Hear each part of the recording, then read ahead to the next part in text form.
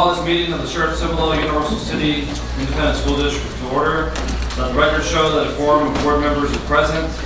This meeting has been duly called. The notice of this meeting has been posted in accordance with the Texas Open Meetings Act, Texas Government Code, Chapter 551, and the time is now 6 p.m. And Dee Dee, can we have a roll call, please? All board members are present except Mr. Wilson and Mr. Mr. Wilson did let me know that he had work obligations and he would be here as soon as he could. And Mr. Westbrook is fighting traffic from the other side of town, so no telling when he's going to be here. I'm assuming they'll both be here as soon as they can. At this time, could we all stand for the Pledge of Allegiance to the U.S. and the Texas flag?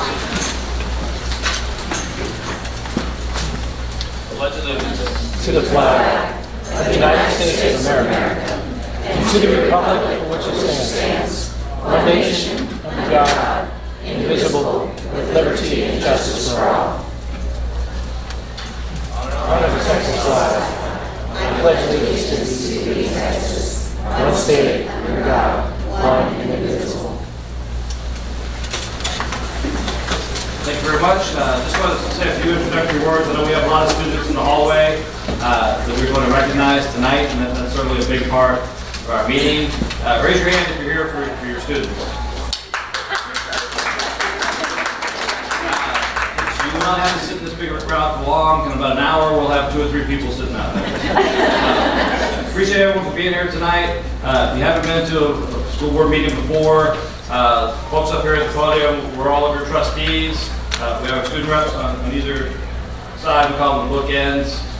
We're all elected volunteers that are here to do what's in the best interest of this district and to serve each of you. And if you don't know us personally, we welcome phone calls, emails.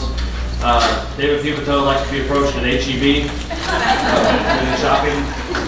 Only if you have a complaint, though. We're here to serve you, so if you do have any ideas, pro or con, or like to see something different in our district or how we conduct ourselves, we're more than open to that. The gentleman here to my left, to your right, is our superintendent, Dr. Gibson, more or less the CEO of our school district. And all the folks down here near the front, these are all our executive staff members, and quite honestly, they're the ones that put in the day-to-day work here in the district. And if you do have a question or a complaint, they're the ones that you pretty much need to see, because they're the ones that are going to be able to take action and help you out with whatever problems that you may happen to have. Okay? So again, just want to say welcome to everyone here, and we'll try to get through the front part here as soon as we can, or as quick as we can. I know it's a little bit warm out there in the hallway, and I know you guys are here to see your students get recognized. At this time, we'll do the Vice President's recitation of the district's mission, vision, values, and priorities. Mr. Crew? Vision: prepare every student to be a productive citizen. Values: leadership, character, commitment, service, learning. Mission: Sheriff Cibolo Universal City ISD provides a safe, secure, and challenging learning environment through the responsible use of all resources to afford opportunities for all students to realize their individual potential and to become responsible and productive members of society. Priorities: Priority 1, high achievement for all students. Priority 2, high performing and engaged workforce. Priority 3, effective and efficient district campus operations.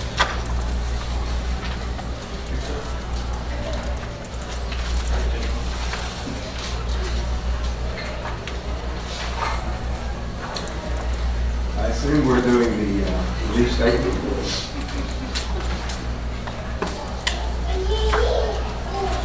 We believe all students have the capacity to learn and be successful. We believe a safe, secure environment is paramount to learning.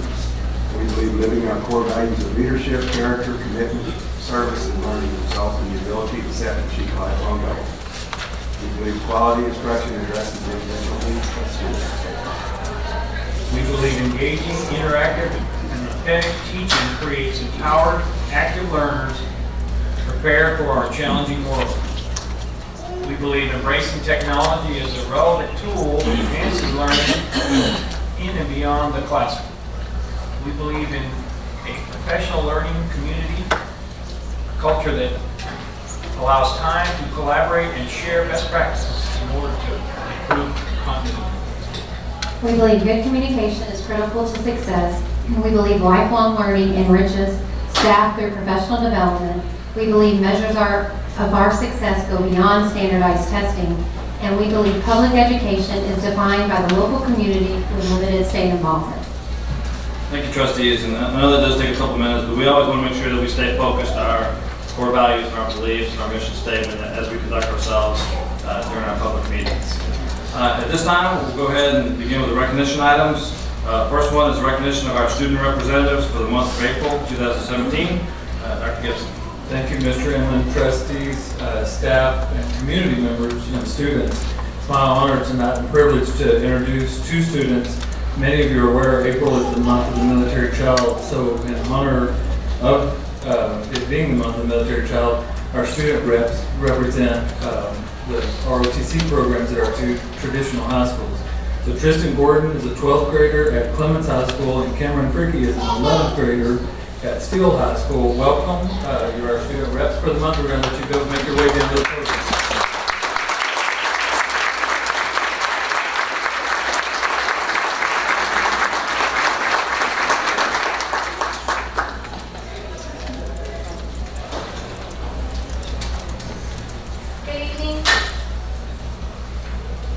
Good evening, Dr. Gibson, President Inman, and members of the board. It is my privilege to introduce Cadet Colonel Tristan Gordon as the Samuel Clemens High School Student of the Month. Tristan is representing the Samuel Clemens Air Force JROTC. He is being accompanied by his mother, Jean Gordon, and his friend, Gabby Toscano.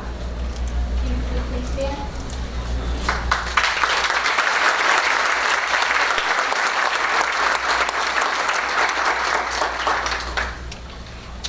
A special thanks to Colonel Bass and Chief O'Neill for being here tonight to support Tristan and for their leadership and guidance of our ROTC program at Clemens High School.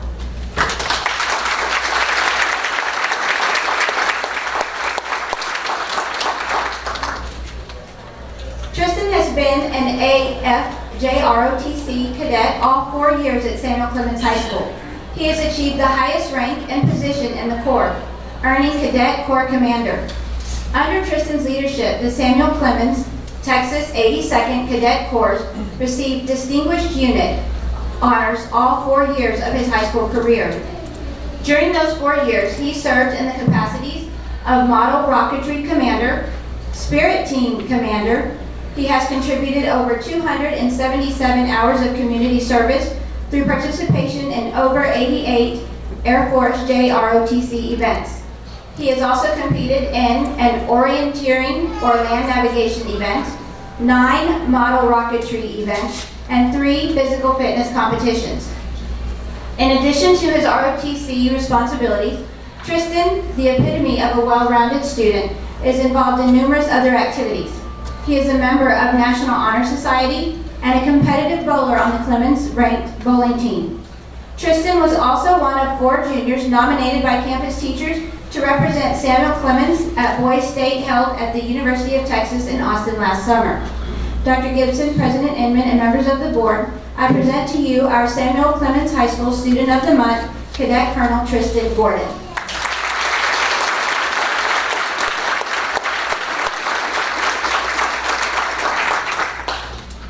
Good evening, Dr. Gibson, President Inman, and the members of the board.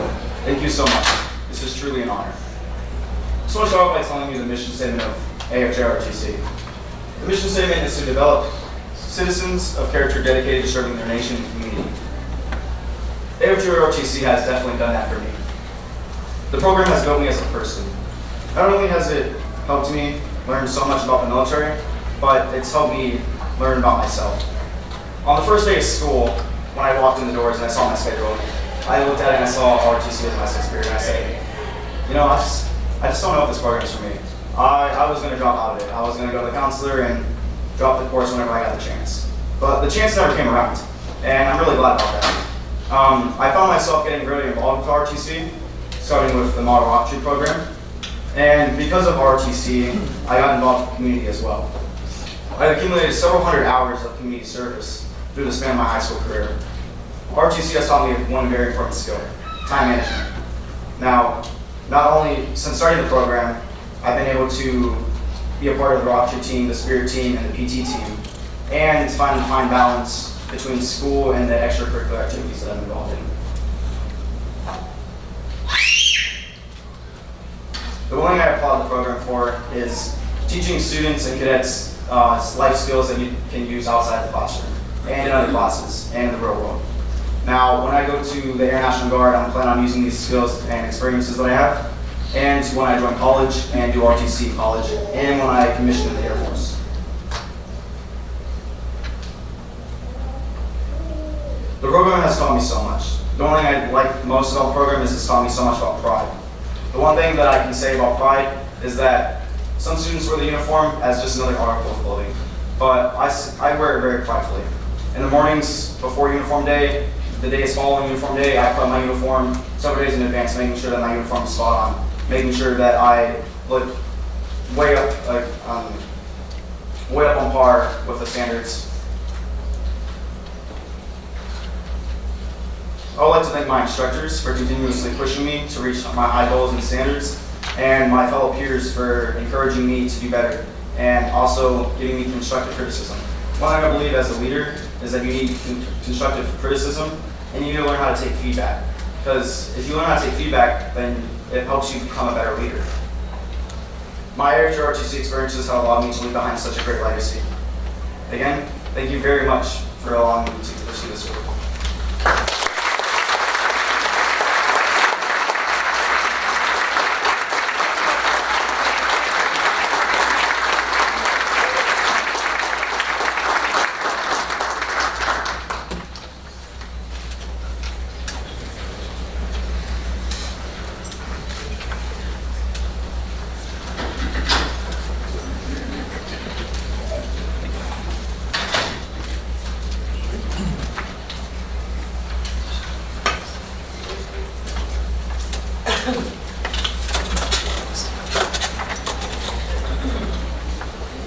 Good evening, Dr. Gibson, President Inman, and members of the board. At this time, I would like to introduce you to an amazing young woman. She was born at Shepherd Air Force Base in Wichita Falls, Texas, and since birth has moved 6 times, living on 5 Air Force bases along the way. She is now a junior at Steele High School, a member of the Floral Club, on the AV Honor Roll, and an active member in her church as a leader of the Special Needs Youth Group. She has an overall GPA of 98.3 and is currently ranked 62 in her class and was inducted into the National Honor Society earlier this year. For the past 3 years, she has been an exceptional cadet and a member of the Steele Air Force Junior ROTC academic team. This team recently competed with over 880 schools, and only 8 Air Force teams were selected for the national competition this summer. So despite her family moving to Arizona this summer, she is still going to join her team to represent Steele and compete for the Joint Junior ROTC National Academic Title in Washington, D.C. this June. This past March, she also participated in the Model United Nations, where individually she was a recognized competitor and her team placed first in Division I. Following her high school graduation next year, she plans to attend the University of Arizona to study either nursing or pre-med. Tonight, she is represented by her father, Lieutenant Colonel Luke Fricke. Please stand to be recognized.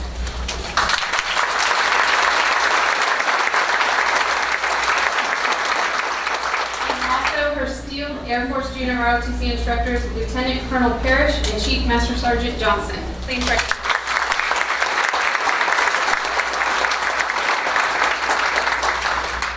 Now it is both my honor and pleasure to introduce you to Ms. Cameron Fricke.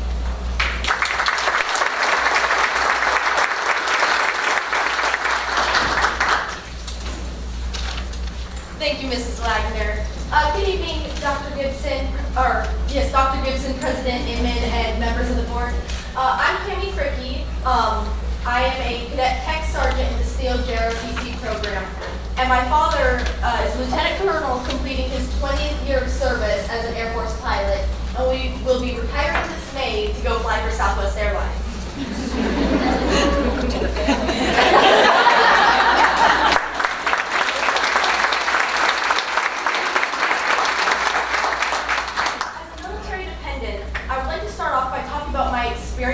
As a military child, and my experiences going school to school, state to state, country to country. As Ms. Wagner just said a moment ago, I've moved 6 times, which 6 isn't a ridiculously large number by any means. But when you think about it, for a child to be moved from somewhere she has just gotten accustomed to, she has just gotten emotionally invested in her fellow peers, her students, the programs, and then to be just uprooted and moved one move is enough. 6 moves is quite a bit. It's not bad being a military child. It's actually a very rewarding lifestyle. I mean, getting to see the world, meet so many new people, be part of an even bigger family. But it's still rough. I don't think that military children get recognized for the amount of strength that they have to cope with the stress and the situations they're put in. This is actually my second time being in SCUC ISD. I got here towards the end of my 3rd grade year from Arizona, and I went to Watts, went to Wieterstein, went to Barbara Jordan, went to Dobie, and then I moved out to Korea. I came back, and so this is my second time, and I came back just in time for my freshman year at Steele High School. When we came to get enrolled in the system, the faculty and staff made it as painless as possible, getting my Korean credits rolled over and accepted, getting me actually enrolled in time. They were so very helpful with that process, which was very much appreciated, because back before, I couldn't realize that I was a child. Now I'm at least able to acknowledge all the hard work that went in. On a social level, however, it's still very difficult coming back. I knew my peers, when I was a child, but I mean, the change between a 10-year-old and a 17-year-old is very drastic. So when I came here, I was very worried about how am I going to integrate back into the school, back to these people who I used to know and knew me as little 10-year-old me. I realized that joining a club or organization would help me with that, especially one with a very strong sense of community, such as ROTC. Now, a social aspect is honestly one of the main reasons I joined ROTC. ROTC is Steele High School's 2nd largest program. It's completely peer-led, with advising from Colonel Parrish, Chief Johnson, and Chief Sadler. It started in 2006 at Steele, and every year since has won Distinguished Unit. And in 2011 and 2014, we won Distinguished Unit with merit, and we're hoping for it again this year. For those who don't know what that means, it's a recognition given to JROTC squadrons worldwide for being the best that they can be. Now, on a more personal level, seeing the excellence within the program. As mentioned earlier, I am on the academic team, and me and 3 of my other fellow cadets will be going to Washington, D.C. at the end of this June to compete for the title, covering all kinds of trivial knowledge. And the Model UN team, the last competition was actually only our 2nd competition. But we just started the Model UN program this year, and already we have won awards in both competitions, and we won the overall conference at the last meet. Clearly, ROTC program goes above and beyond what's expected. We have goals that we strive to meet just to uphold our excellence, which is we want a cumulative GPA of at least 87%. We want each cadet on average to do 24 hours of community service, and 5 fundraisers a year are dedicated to charities in the local area and the community. This program allows for more than just the stereotypical high school friendship. ROTC cadets can say more than, oh yeah, we're friends. We're able to work together to see how we grow, how we change, how we become leaders together, and how we benefit the community around us. The district, and more specifically JROTC, allows military children, and all children in general, to ease more naturally into a new school, new environment, and has created a community that will last even when I move after this year. I can only hope that my next school will be as supportive towards military children and children in general as SCUC, ISD, and Steele has been. Thank you all so much for your time.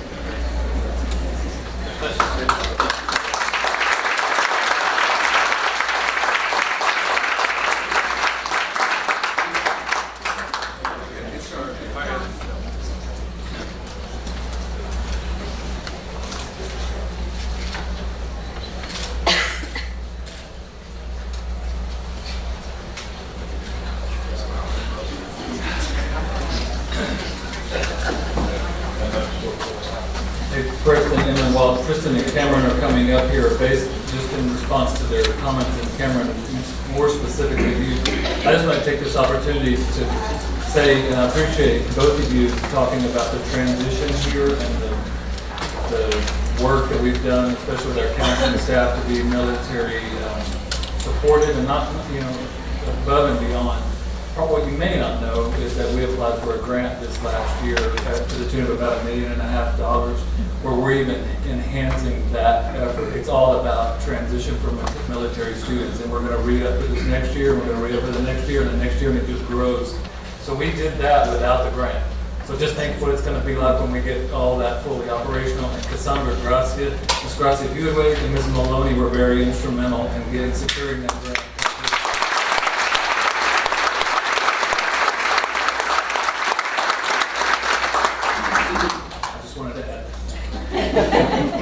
Thanks, Dr. Gibson.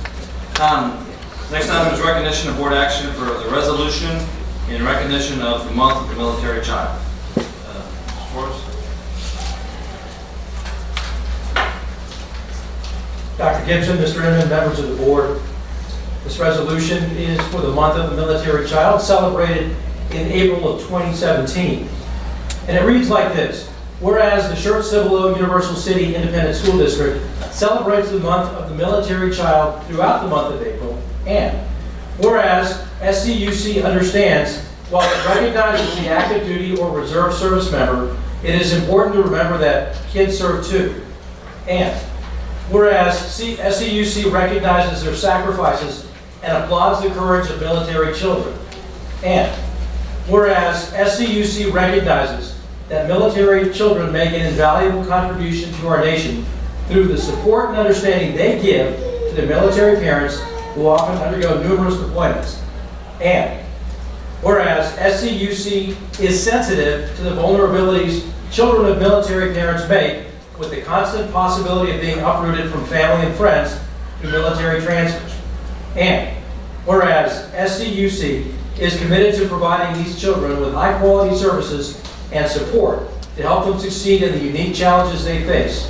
And whereas SCUC believes it is only fitting that we let our men and women in uniform know that while they are taking care of us, we are taking care of their children and youth.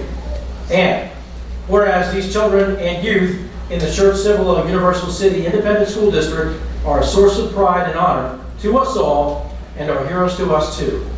Now therefore be it resolved that the Board of Trustees of the Schertz-Cibolo Universal City Independent School District does hereby recognize the month of April of 2017 as the month of the military child, and strongly encourages community members and stakeholders to personally express their appreciation to all children of military families for their courage and sacrifice. Passed and adopted this 18th day of April 2017 at the regular meeting of the Board of Trustees of the Schertz-Cibolo Universal City Independent School District. And if we can, anyone who is a child or was a child of a military member, we'd like to recognize you. If you please, would stand up.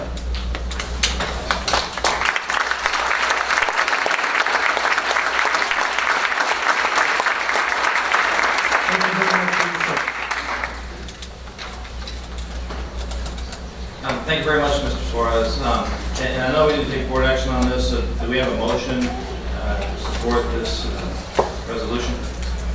I move the Board of Trustees adopt the attached resolution in recognition of the support of the month of the military child, April 2017. I'll second that. Yeah, motion and second. Do we have any discussion? I'll just add as well, and I know the cadets brought it up, that several years ago we did a strategic plan, and trustees were asked to just name a few things that are unique about this district, and I think the first thing that we came up with was just the military culture that we have here. And, I personally moved here back in 1980. I think we had about, 2,000 kids total in this entire district, and my dad was stationed out of Randolph Air Force Base, and this was our last stop in a long career in the Air Force. And so I understand what it is to move around quite a bit and then finally make a home in a district. And this district's been good to me, and I'm glad we do support military kids. We do have a program here. I think you guys are all familiar with it. We serve too. The kids do truly serve as well. So, do we have any further discussion on this item?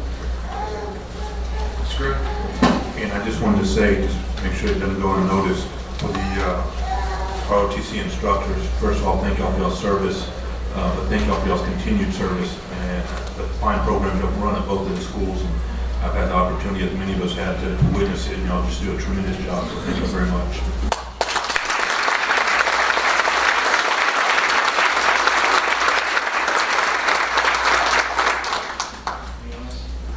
With that said, all those in favor of this resolution, please raise your right hand. Any opposed, same sign. Motion passes unanimously. Thank you all very much. At this point, we're going to recognition and further board action. A resolution in recognition of Teacher Appreciation Week from May 1st through the 5th. Mr. Suarez. Dr. Gibson, Mr. Inman, members of the board, May 1st through 5th of 2017 is Teacher Appreciation Week. And we would like to read the following resolution for the record. Whereas the Schertz-Cibolo Universal City Independent School District develops and cultivates community partnerships such as professional learning communities in schools to support the work of teachers and welfare of students. And whereas SCUC teachers understand that students' circumstances do not dictate his or her potential and understand that an effective teacher is the most important in-school factor to a student's success. And whereas SCUC teachers spend countless hours preparing lessons, evaluating progress, counseling, coaching students, performing community service, and sharpening their skills through professional development. And whereas SCUC teachers open the door to discovery of places and things where children have the freedom and opportunity to display creativity and imagination.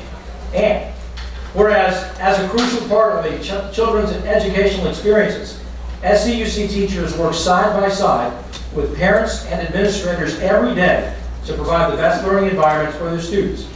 And whereas SCUC teachers provide a safe, secure, and challenging learning environment through the responsible use of all resources to afford opportunities for all students to realize their individual potential and become responsible and productive members of society.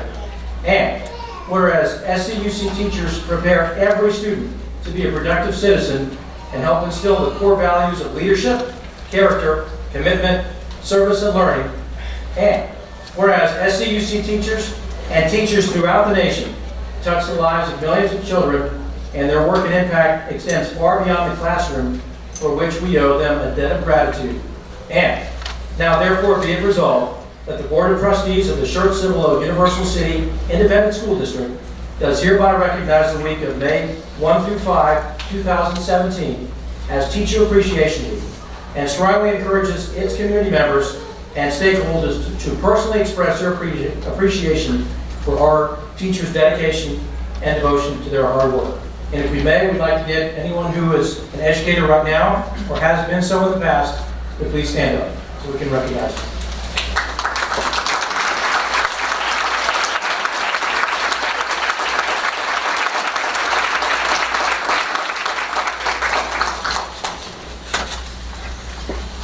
I taught sixth graders. I earned that round of applause.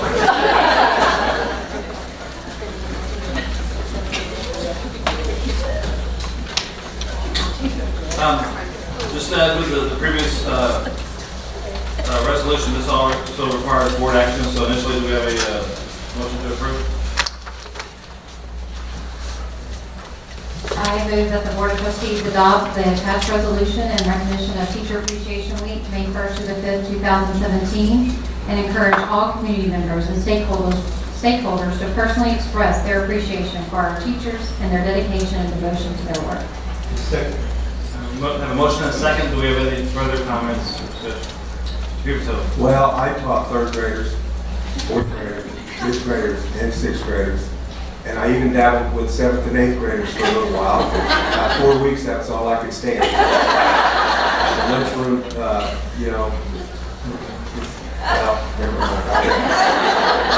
But anyway, I think this is, it kind of dovetails with our last recognition, I think, because, I know the teachers, and when I say teachers, I'm talking about superintendent, associate superintendent, assistant superintendent, directors, counselors, especially principals, vice principals, teachers, custodians, cafeteria workers, because they all teach. makes people teach. We all teach. And dovetailing with our last recognition item, I think Cameron spoke so eloquently about having help, getting help and being assisted and being taken care of, moving into a district, new district. And I think, teachers do that with all students. But they're especially mindful in this district because many of our teachers are children of military families. And they understand what it's like. And so they take care of our students. And I have had the privilege of working with many outstanding teachers in this district for 22 years. And it was an honor and privilege that I had. But I just want to echo my sentiments about the honor that we bestow on these teachers and recognizing them for just 1 week. I like to recognize them every day of the year, and I think most people do. I know their students do.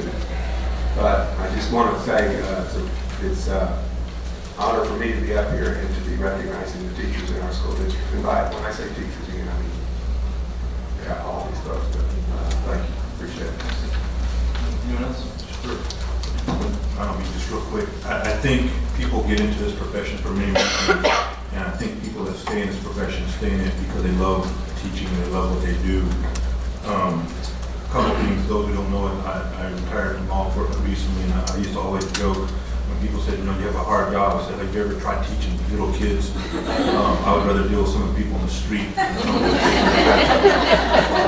least I can deal with them other ways. So. The other thing is I have 4 kids that have been through this district or are currently in this district, and I apologize for some of them. Some of y'all have them now, and I still apologize, but y'all earn this recognition more than others because of my kids. But in all seriousness, I truly cannot be more pleased with the level of instruction my children get.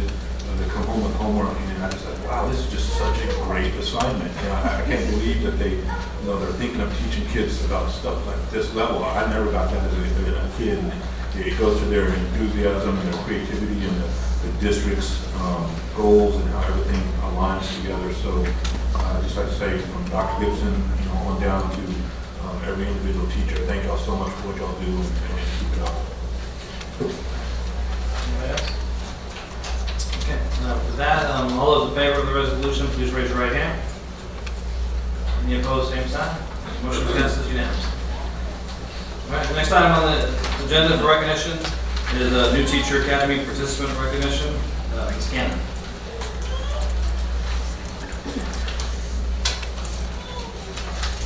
Good evening, Dr. Gibson, President Inman, and members of the board. We are actually in our 2nd year of implementation of a new Teacher Academy for all SEAC teachers that are new to the profession. Ongoing support and professional development have been provided for these teachers throughout the year. Along with the Academy support, they are all provided with a mentor that will help support them throughout the year at the campus level. A team of district and campus administrators provided the training and support. We would like to recognize the following team members for their commitment to the success of this academy and ask them to please stand to be recognized. We have Aaron Ryan and Michelle Payne, who are both ELA coordinators for the SAS Department.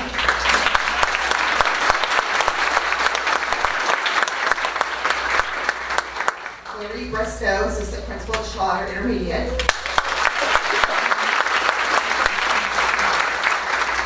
Amy Denman, Assistant Principal at Green Valley Elementary. And Amanda Gonzalez, Assistant Principal at Clemens High School. We would also like to recognize the following new teachers who participated in the Academy and thank them for their first year of service to SCUC ISD. If you please come forward as I call your name. First one is Maria Elizabeth Boren from Cibolo Valley. She's a 1st grade dual language teacher.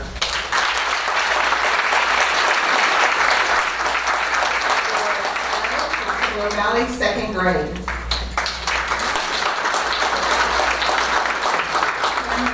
From Clemens High School, biology and head aquatics coach. Crystal Gutierrez from Wilder, she's an art teacher. Leticia Rose from Schertz Elementary, pre-kinder teacher. Becker from Green Valley Elementary, special education. Kimberly Bensler from Schwaller Intermediate, 5th grade math. Ryan Ingersoll from Wilder Intermediate, 6th grade math, dual English. Kimberly McDaniel from Green Valley Elementary, 3rd grade. Rosa Rivera from Schertz Elementary, 3rd grade, dual English.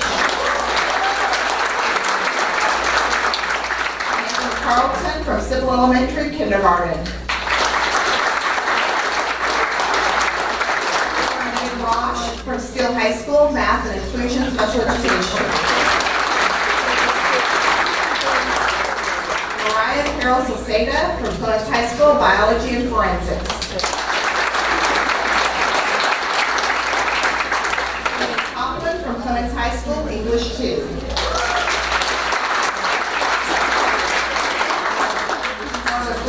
From Steele High School, Family and Consumer Science. Lisa Hoey from Steele High School, Physics and Astronomy.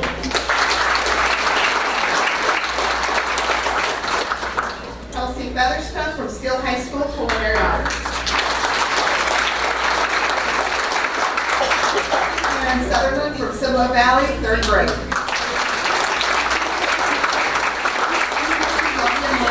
Wilder Intermediate, 6th grade, language arts.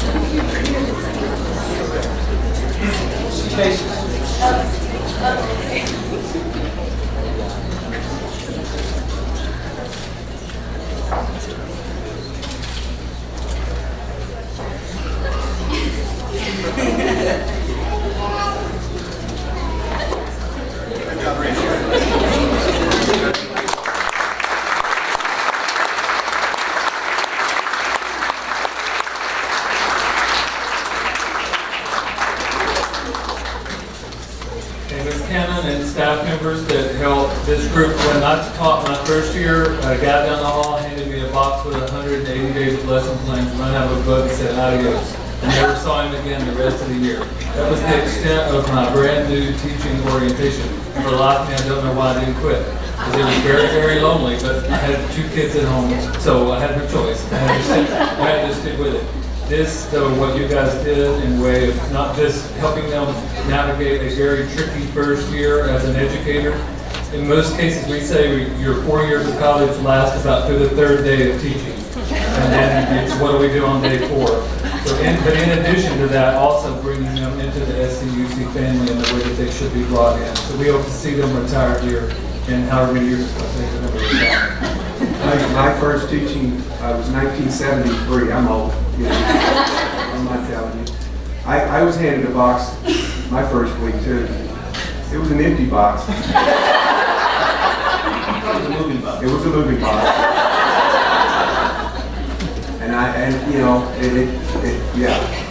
My college experience didn't last but 3 days. I was lucky to get through it. But my wife had a child at home too. It was me. Somebody had to work. So that's the way it was. You'll also experience once you get through that first 10 years. You'll figure it out after that. I wish I could say that in the US. I make my lesson plans up on the way to school every day. And now we have recognition of student achievements. I know these kids have been out here in the hallway burning up out there. Does anyone know, are they still out there? Yes. All right, let's go to student achievement recognition. Ms. Chen. Hi, good evening, President Inman, Dr. Gibson, and members of our board. Tonight we're here to recognize our students who have achieved outstanding academic and athletic distinction. We applaud their commitment and dedication to perform in these areas and to bring excellence to our district. Students, parents, and friends, thank you for joining us tonight for this chance to recognize academic and athletic excellence. And I know our students aren't in here, but congratulations to them on their accomplishments. So tonight we're going to start with girls basketball. Two young ladies were recognized by both the Texas Girls Coaches Association and the Texas High School Coaches Association for their academic and/or athletic skills in basketball. Nominated by the head coach and voted on by a committee of basketball coaches, the TGCA Academic All-State is awarded to a senior who has maintained a 94 or above GPA all 4 years. The TGCA All-State Award is based on skill and statistics. The Texas High School Coaches Association recognizes high school athletes who excel academically based on their GPA, class rank, and ACT or SAT score. These two young ladies were also recognized as academic All-State and honorable mention from this organization. Tonight we recognize from Clemens High School, Mariela Hernandez, and she received academic All-State, and Alexis Popham with All-State, and for both organizations.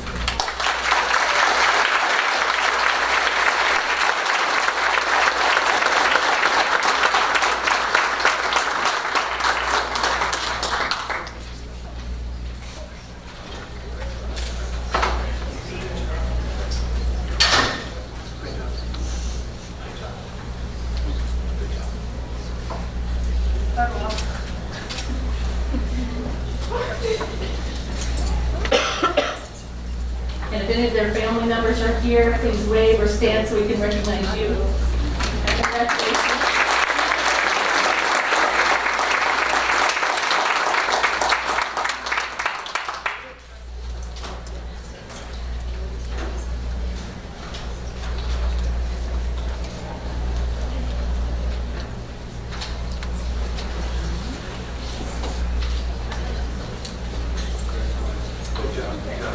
Congratulations, ladies.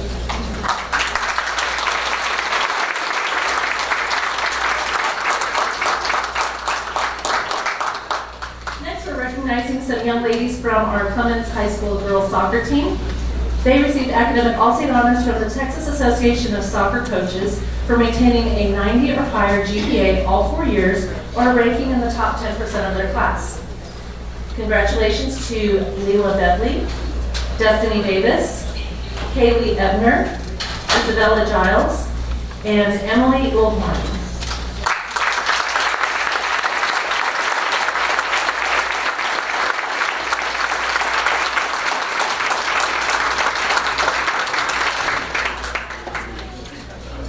And if they have family members here tonight, please wave and come up, take your pictures. Congratulations.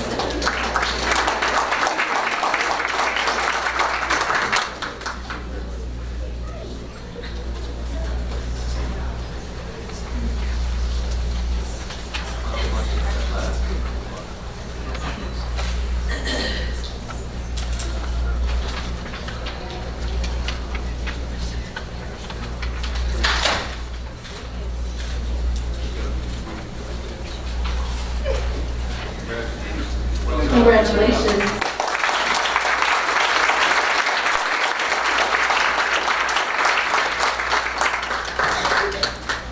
Next, we're going to move on to recognizing some of our students for excellence in fine arts, starting with our visual arts scholastic event participants. In February, they participated in the 2020 competition. Student art pieces were judged and rated on a scale of 1 to 4. Students who received the highest rating advanced to the area round, where the top 10% were selected for advancement to the state level. The following students' artwork has been selected for the state-based contest that will be held at Madison High School, April 28th to 29th next week. From Steele High School, Please help me congratulate Chloe Barbier and Elizabeth Pollock.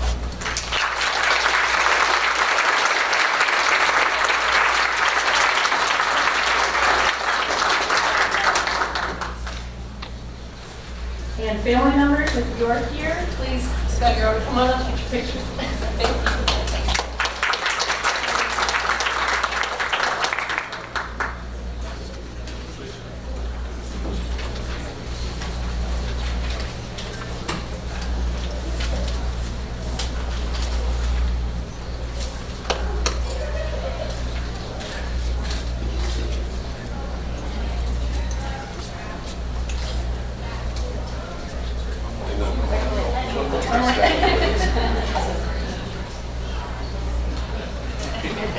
Congratulations.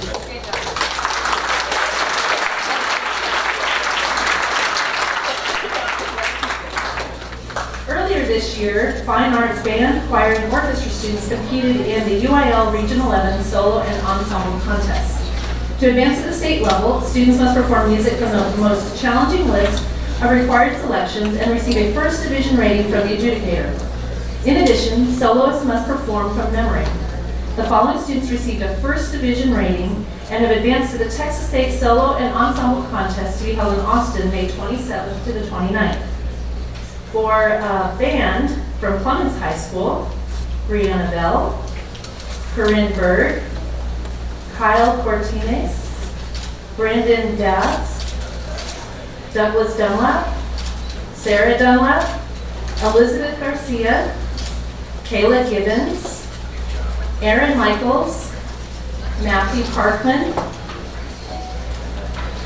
Reese, how do I say your first name correctly? It's all right. Thank you. That's all right. Maddie Rosenberg, Carla Sanchez, Megan Schilling, Brianna Simmons, Monet Sims, Abigail Slaughter, Jacob Stanley, Caitlin Tide, Helena Trevino, Michaela Vesio, Christopher Villanueva, Jaden Wood, Jonah Wood, Raven Woods, and Madison Zrobeck. Please help us congratulate.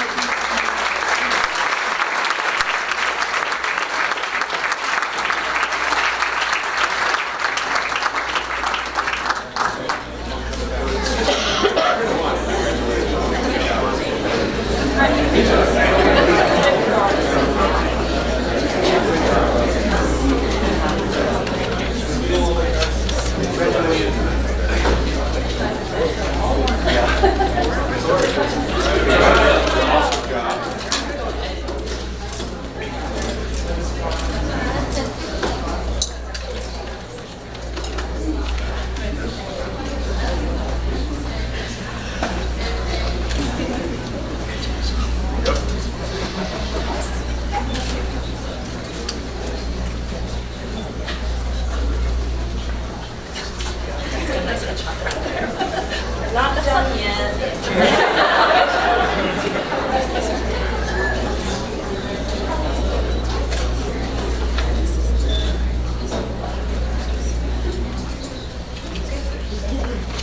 Congratulations.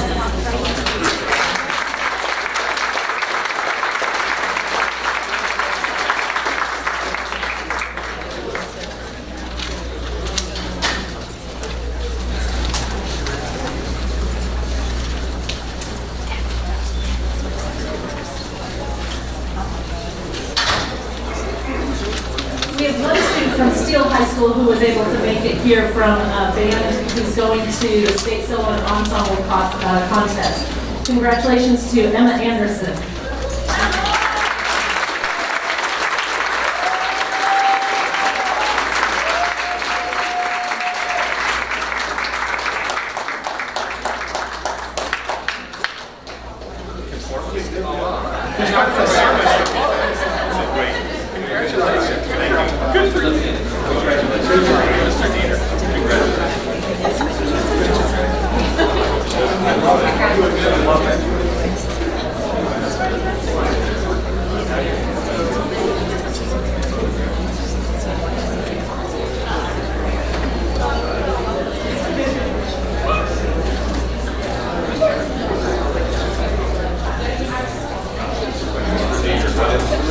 Congratulations.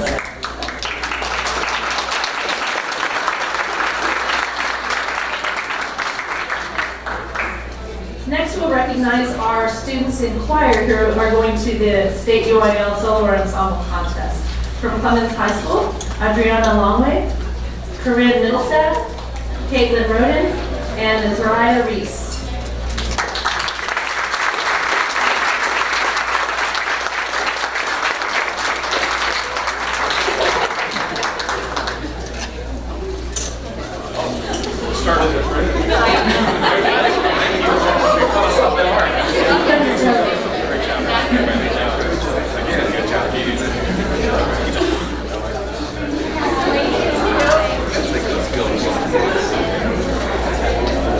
Family and friends, you can come take your pictures.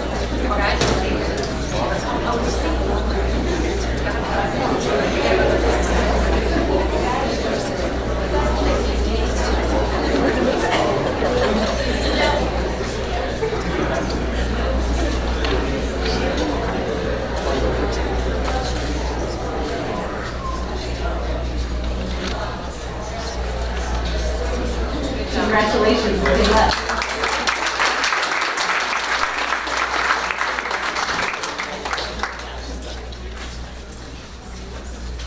And from Steele High School for choir, UIL, and solo ensemble, Cassandra Boston, Joshua Cruz, Aaliyah Rauch, Jay Reed, and Tamara Teichler.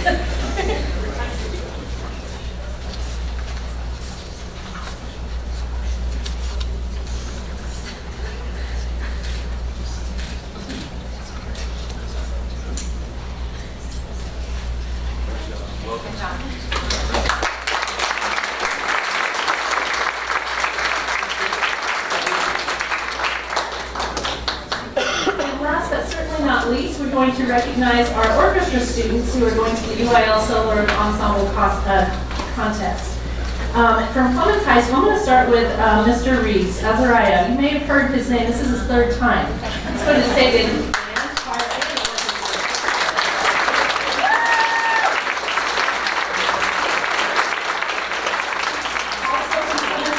Michaela Cabrillo, Cassidy Prophet, Abigail Slaughter, Nicholas Slaughter, and Victoria Villarreal.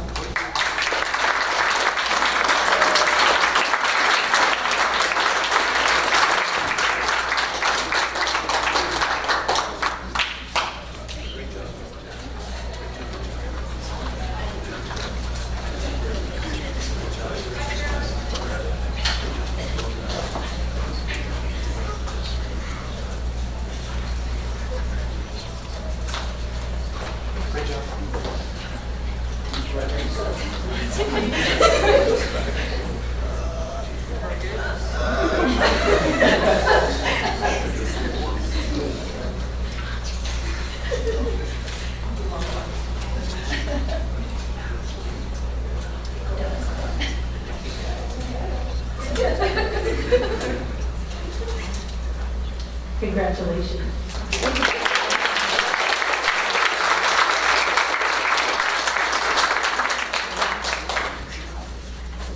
And our orchestra students that we want to recognize from Steele High School, Cody Barone, Peyton Davis, Cynthia Garza Herrera, Nissa Miller, and Hallie Perdue.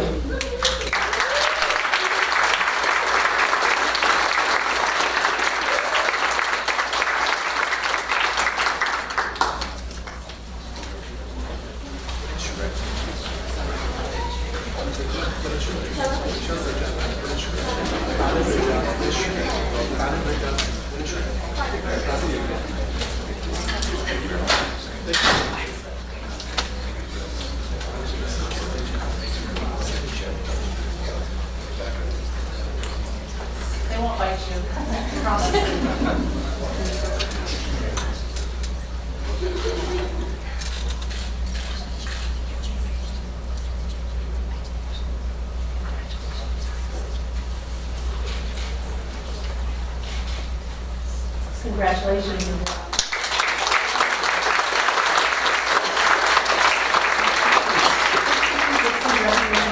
Thank you. All right, again, just want to say thanks to all the students and staff. We do have a wonderful district here. For those of you in the audience who made it this far, this has been the exciting part of our meeting. I promise you, we will get to easements and budgets and some other exciting topics here in a little bit. This time, we're going to go into public comments if we have any. Katie? None? All right, do we have any correspondence that anyone wishes to discuss with the board? All right, we're going to do one last thing here, and then we'll take a break, and cadets, you can be free to leave at that time if you wish to. Okay. Anyone else, we're going to take about a 5-10 minute break here in a second. The other one, we're just going to do a report on board advocacy. This is an opportunity for each trustee to just talk about some things that he or she may have done over the past month or so, just to keep all of us informed of what involvement they've had and things that they've learned out there in the community. So we'll start off with Mr. Drew. The only things I had, that I had the opportunity to go to the CIS dinner, which I thought was a great success. I really enjoyed it. They had great food, great raffle, great group of people there. So I thought it was a great event overall. The other is I had the opportunity to testify twice up in Congress on 2 different House bills that both affect school districts and the reporting for child abuse investigations from this point forward. It looks like they both made it out of committee, and they'll be moving to the next level. I think unanimously out of committee is my understanding, so they'll be moving forward with a lot of resistance from CPS. They still move forward, and they both have to do with reporting. If you've never testified up there, no matter how many times you testified in court, it's a total different thing when you have cameras just everywhere, and it's a packed room, and people are there for, I have no idea what reason, but standing room only, but it actually was a pretty neat experience. And they actually, there's going to be a documentary based on those 2 bills, May 12th, and based on the background of those, that'll be coming out, I think on Channel 12, an hour-long documentary and the background on the child that it references in the bill, so that'll be May 12th, and that's pretty much all I have.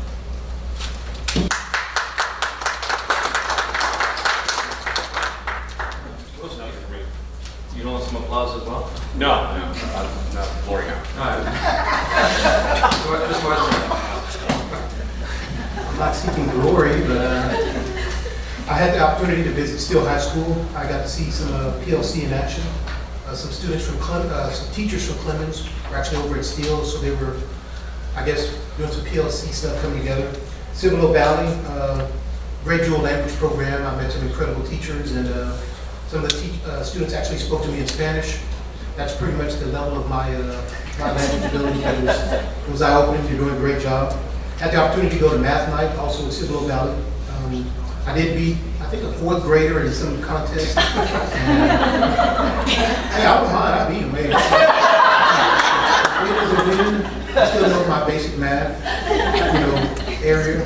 Had the opportunity to go to Weirstein. I think they were doing some UIL training. They said they were reinitiating some UIL training. There was a group of 5 students that were preparing for some UIL. I talked to Dr. Gibson about that, about how, so that was interesting. And had an opportunity to go to Jordan today. Once again, they were doing blitzing and doing some PLC stuff. And it's sort of going back, I actually saw 2 excellent sort of examples, how involved and emotionally involved teachers are. They were getting their STAR results back, and so Principal Curtis came in one class, and they were cheering. They didn't know I was there. They were like, then they shut down when they saw me. I'm like, oh, cheering. So they were great because they had great scores coming back. And so on that same light, we went down there where they were doing project-based learning, and there was a teacher actually sort of crying. And Principal Curtis says, STAR testing is not everything. But she says, no, I have a plan. I have a plan. That's what she kept saying. She was crying, and Curtis gave her a hug. And from those scenarios, from being super related to crying, there's an emotional attachment. And I told her that's exactly the reason why we wanted you here because you have an attachment and you want to get better. And so I enjoyed it. I think the school district is going great, and I enjoyed my visit here. So thank you very much. Thanks, man. Mr. Kubica. Good job, Robert, thank you. I do my watchdog thing at Green Valley Elementary on Tuesdays, and I'm happy to do it. I love it, have a great time. My granddaughter acknowledges I'm there, as long as I bring candy, but other than that, it's not relevant. My youngest granddaughter will be in kindergarten here next year. She will probably be happy to see me. But it's a wonderful experience. I was able to do a high-level rounding, what's it called? Yes, high-level rounding at Wilder Intermediate School, my old stomping grounds. Hadn't been there in 10 years. But I was excited to be there. It looks great. The campus looks great. I got to see the new wing. Got to visit with some old teacher friends of mine, and wonderful experience, and I appreciate that. Going to be at Dr. Gibson and Jeff Goldhorn and myself are going to be going to Floresville ISD next Monday to do a good governance survey with them, try to help them get through their first one. And then we will be high-level rounding at Clemens High School, I believe on Tuesday of next week, if I'm not mistaken. And definitely looking forward to that. I haven't been into the high school, the high-level rounding yet, but I'm looking forward to that experience as well. And I think that's about it. Thank you. Appreciate it. I attended both the Tri-County Chamber Luncheon and the Chamber, the Shirts, Civil Selma Chamber Luncheon. That one was today. In both events, the schools are very well received, so that's not like getting cornered at the HEB. It's a real better experience. Also, I'm on the board at the Communities and Schools for South Central Texas, and we had a fantastic Rock and Roll for Kids event that John was talking about, and I thank everyone who participated and attended. It was very successful and a great money raiser for communities and schools. Also, the campus chat this month is at Clemens next Thursday, so anybody who's interested in learning firsthand what Communities and Schools does, that's a great opportunity, and it's right here in our neighborhood. So I've got a bunch of these handouts. If anybody's interested, we're going to have a break here in a couple minutes, and I'll hand them out. Okay, great. Let's try this back. That'll be March 20-something. Gary and I, Mr. Emmett and I presented at the National School Board Conference, the Good Governance workshop. We were at 8:30 on a Sunday morning. Thought nobody would come, and we had a packed room, and lots of feedback from them. Lots of people that wanted our presentation, so that was good. And I was able to experience a lot of different breakout sessions, which was really good to hear the national what's going on, which is a lot like what's going on in Texas.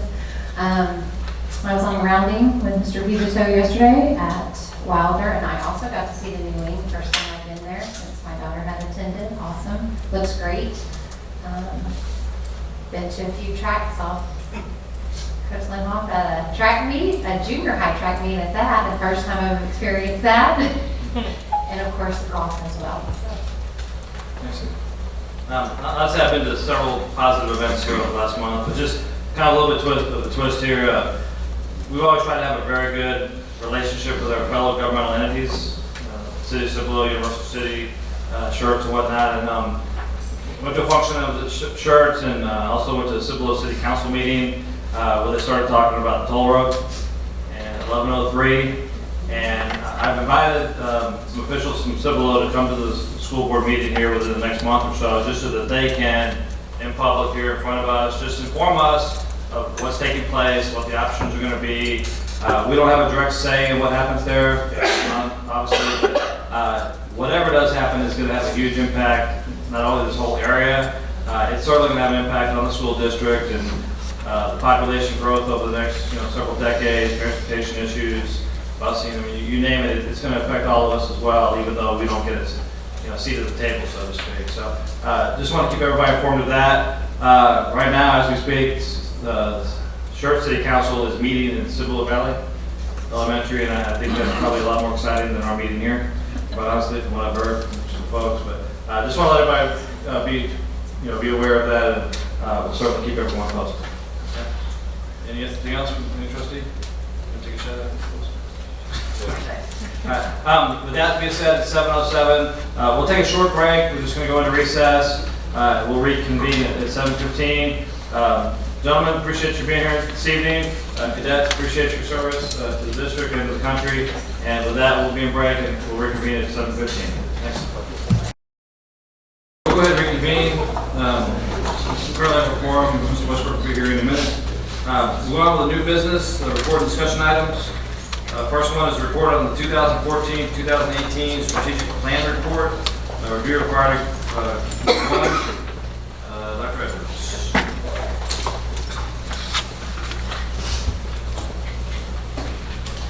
Thank you, Dr. Gibson, President, and members of the board. It's a pleasure tonight to come before you and talk a little bit about our priority 1 goals, particularly our high-level goals when we look at 1.1, 1.7, 1.8, 1.10. And I'll kick us off, but we're going to have several folks to come up and share some things with you. The great thing about it is it aligns with exactly what you shared, what you're seeing on campuses and the acknowledgments you've given to our staff, and that's greatly appreciated in what was shared earlier. So kind of flipping through this pretty quick, these are things that we talked about at the beginning of the meeting you've seen before, so we're just going to go through them. However, that doesn't mean that doesn't drive what we do, but going through our beliefs, vision, values, our larger goal scale, and then moving us into what we refer to as the goals, the patterns, the structures, and the beliefs. And really, the way we always kind of look at this is the iceberg model. And what's above the surface are usually the things that the public sees, and they may represent data and scores and qualitative or quantitative type measures. But really, we think it's important to also bring to you the work that goes on below the surface, and several of you mentioned things that you're seeing on campuses on those kind of things. We will talk about some numbers, but we also want to talk about some actions. And this is where we believe we are where we are. We're not okay staying there. How do we get to where we want to go? Goal 1.1 and 1.8, we're going to kind of wrap them together, and we've invited some folks to come up and talk. But really, even before tonight, when there was so much earlier, when there's so much emphasis on professional learning community, that's really what we wanted to emphasize tonight, and what that brings to the table for us, and our belief that professional learning community, culture that allows time to collaborate and share best practices in order to improve continually. Same thing with 1.8 and how we're working towards those goals. And it really comes down to this, and several key words there. A team of people working on a common goal, mutually accountable, and really ensuring that students learn. There's a focus on learning, a focus on collaboration, a focus on results, and a focus on growing leaders as we answer those 4 questions.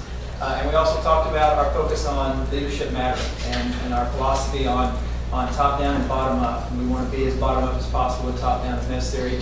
But it does take leadership, and it does take somebody pushing initiatives and supporting those and encouraging those. And this all aligns with our annual action plan, and we'll make several references to that. And you can look at, in that action plan, it talks about a couple of different things. Right now it talks about process monitoring, and we really had a lot of conversations about more of that progress monitoring as well. And what is that quantitative data? And then on the back side, it also talks about what are the strategic actions that we're taking. And so again, those are those things that we're going to share with you tonight. Some actions, but also some of the monitoring that we're doing and really focusing on the power of PLCs.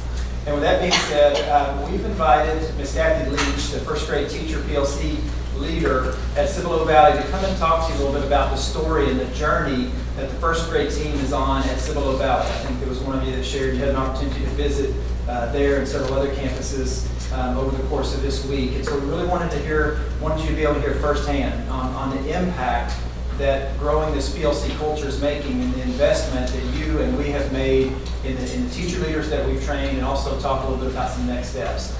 So with that being said, I'd like to introduce Ms. Kathy Leach and ask her to come up to the podium.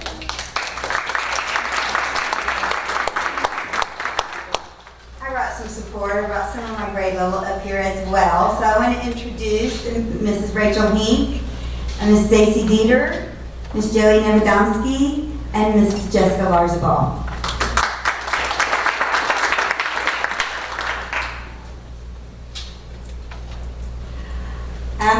My name is Kathy Leach, and this is my 27th year career in teaching, and I teach first grade, and I'm in a self-contained classroom where I teach all subjects. I want to kind of go over my journey and on our PLC process. Our grade level is very committed to the PLC process. We meet every Thursday where our focus is curriculum, not budget, not field trips, but what we are teaching kids. We also use our half days that we get 4 times a year, and thank you for approving that. At Cibolo Valley, we also have Paul rallies. That's when our administrative team gives us 2 hours for us to PLC, and they take over our classes. For roles and responsibilities, we truly are committed and believe in Story 4. And we want to go over Story 4.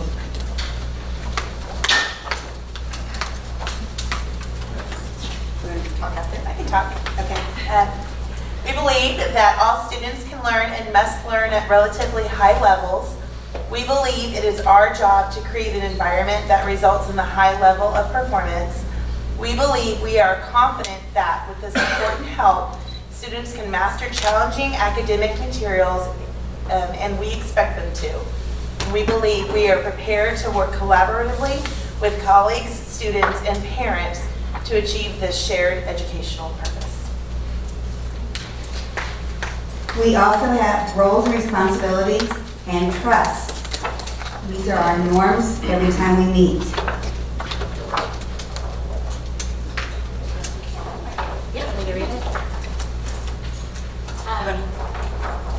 Beyond time, and we each have different jobs, so Stacy's our timekeeper. Be respectful and trustworthy. Stay on topic, and we have a bell ringer if people get off topic. Or we use sticky notes if something's in our mind, so we'll put it for later and if we have time at the end of the meeting. Be present and participate, be prepared, and decisions will be made on students' needs. Always put kids first. We respect each other and remember we all approach learning in different ways. So we all take an account on our different personalities, and we made a poster that we keep up. And it's our north, south, east, and west, because we are all different learners. So it always reminds us of how we all are different. Each of us have different strengths that we bring to our team. Example, Bev can read and analyze the TEKS as we all discuss and break them down. Rachel knows technology and can create unit assessments as we throw questions at her. Millie's a genius at creating fun games for our math and reading nights. By all of us using our strengths, it allows us to work together and focus on all students. Through the PLC process, every team member is involved when diving deep into each TEK. By doing this, it allows us to focus on what our students need to learn and best teaching practices. This targets goal 1.1 and 1.8. After 27 years, this is my story. Going through the 6-day PLC training was amazing. Being part of a true professional learning community has allowed me to grow so much more in my profession. You think, after so many years, is there really that much more to learn? Yes, there really is. In the last year and a half, our team has created common unit assessments, unpacked TEKS, and taught deeper instead of wider. We initially target the big rocks of the TEKS of each unit so every teacher is knowledgeable and competent in the targeted TEKS. Because of this truly collaborative PLC process, our dual language teachers feel included and are an integral part of the planning and sharing process. This process is good for us old teachers as well as the new. Every teacher is able to translate this information into quality instruction for all students in the classroom. We began with this journey by following our roadmap that we learned during the PLC process. We start with creating a pre-assessment, and after looking at our pre-assessment on each child, it drives our instruction. We have an example of our graph. This is the first graph is an example of one classroom, and each question on the how they scored on the pre-assessment and the post-assessment. So as a grade level, we look at the most missed questions, and then that will help us plan and drive our instruction.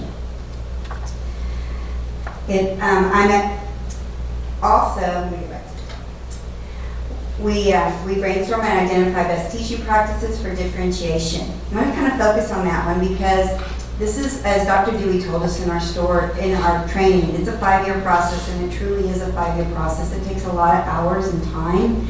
So next year's goal is what we're going to be working on is brainstorming and identifying best teaching practices for differentiation. What we know is what we are doing is good, but our goal is to be even better by focusing on pre-test data weaknesses. I'm going to be honest with you, we are a work in progress when it comes to best teaching practices for differentiation. This will be a focus for next year as our PLC. Historically, teachers have been satisfied with a traditional bell curve learning result, but our goal is to pull all scores into an ascending line into the 90s, up to 100. As a team, we look forward to working together again next year and watch each other learn and grow. Thank you for the opportunity to share our story regarding our PLC work.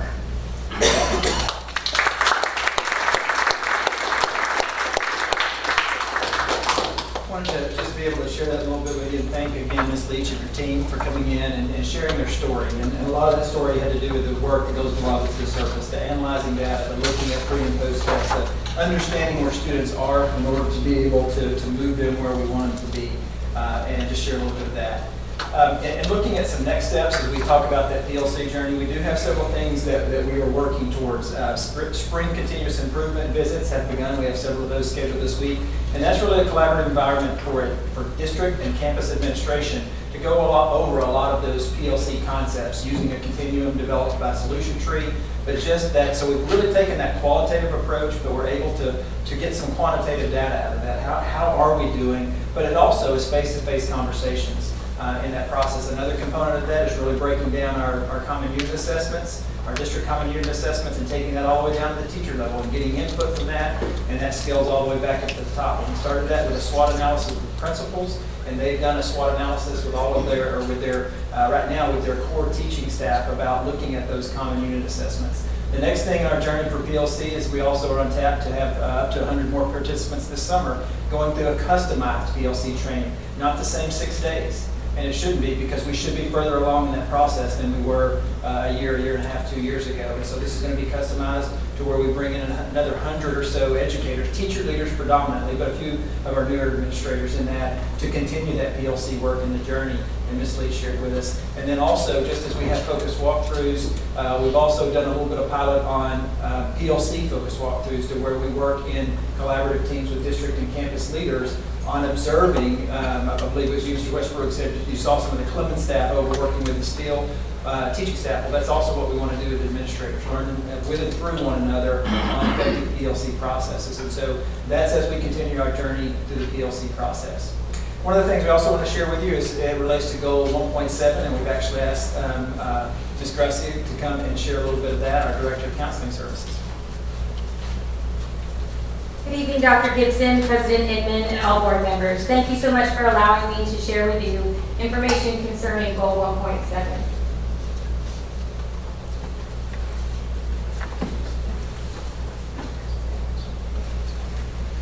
Of course, Goal 1.7 states that we want 60% of our tested students, no less than 68% of our student body, to score at or above college entry criteria on the SAT and ACT examinations.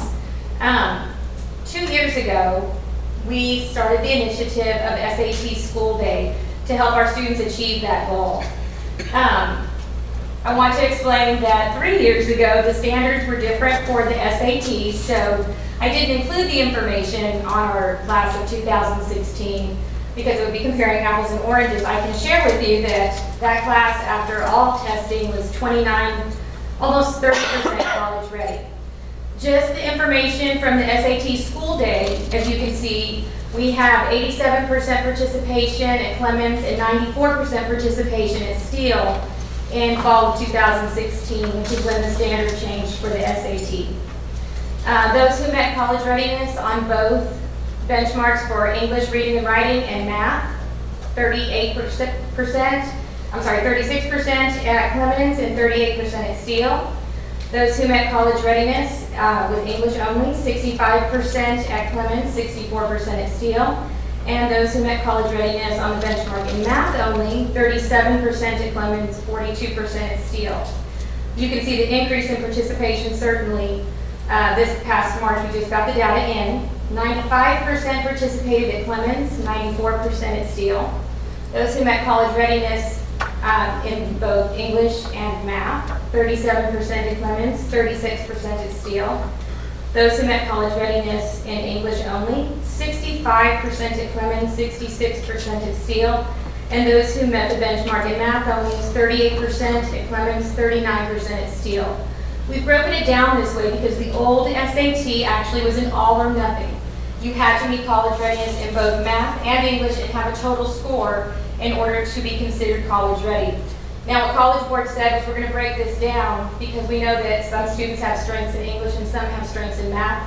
So we can see that those who meet college readiness in English, we might need to focus a little more attention on the math side. So we did increase our percentage right there. This is the chart that shows our district goal in comparison to March 2017 data. As far as participation is concerned, we're well above the 68% goal. As far as college readiness is concerned, we're above the goal in English. We're increasing in math, and both math and English, we're sitting about the same as math in the mid to high 30s. You can look at the data a different way also. If you take just 68% of the students in the 11th grade, which is when they take SAT school day, if you take just the 68%, those who met college readiness, we actually are sitting at about 50 to 51% in both. And finally, moving forward, we're going to continue this process by utilizing the PSAT 8-9, getting that data early and really working with those students. Khan Academy is a free practice that's customized for each student, and teachers are taking these students to the computer lab to work on that. They can also work on it at home. We're promoting our advanced academics, which of course prepares students for college readiness. Utilization of the PSAT, which all 10th graders take, and the top 5% of scorers in the 11th grade take. And we're working with the coordinators for further curriculum integration. We're hoping this continues to help our post-secondary readiness numbers in college, career, and military.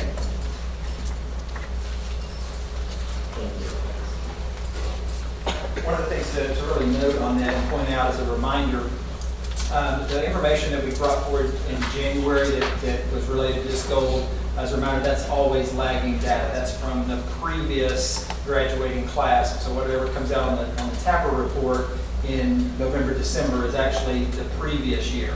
So when you look at that, this is data that's happening right now. And so when you on that TAPR report, what we shared is what Ms.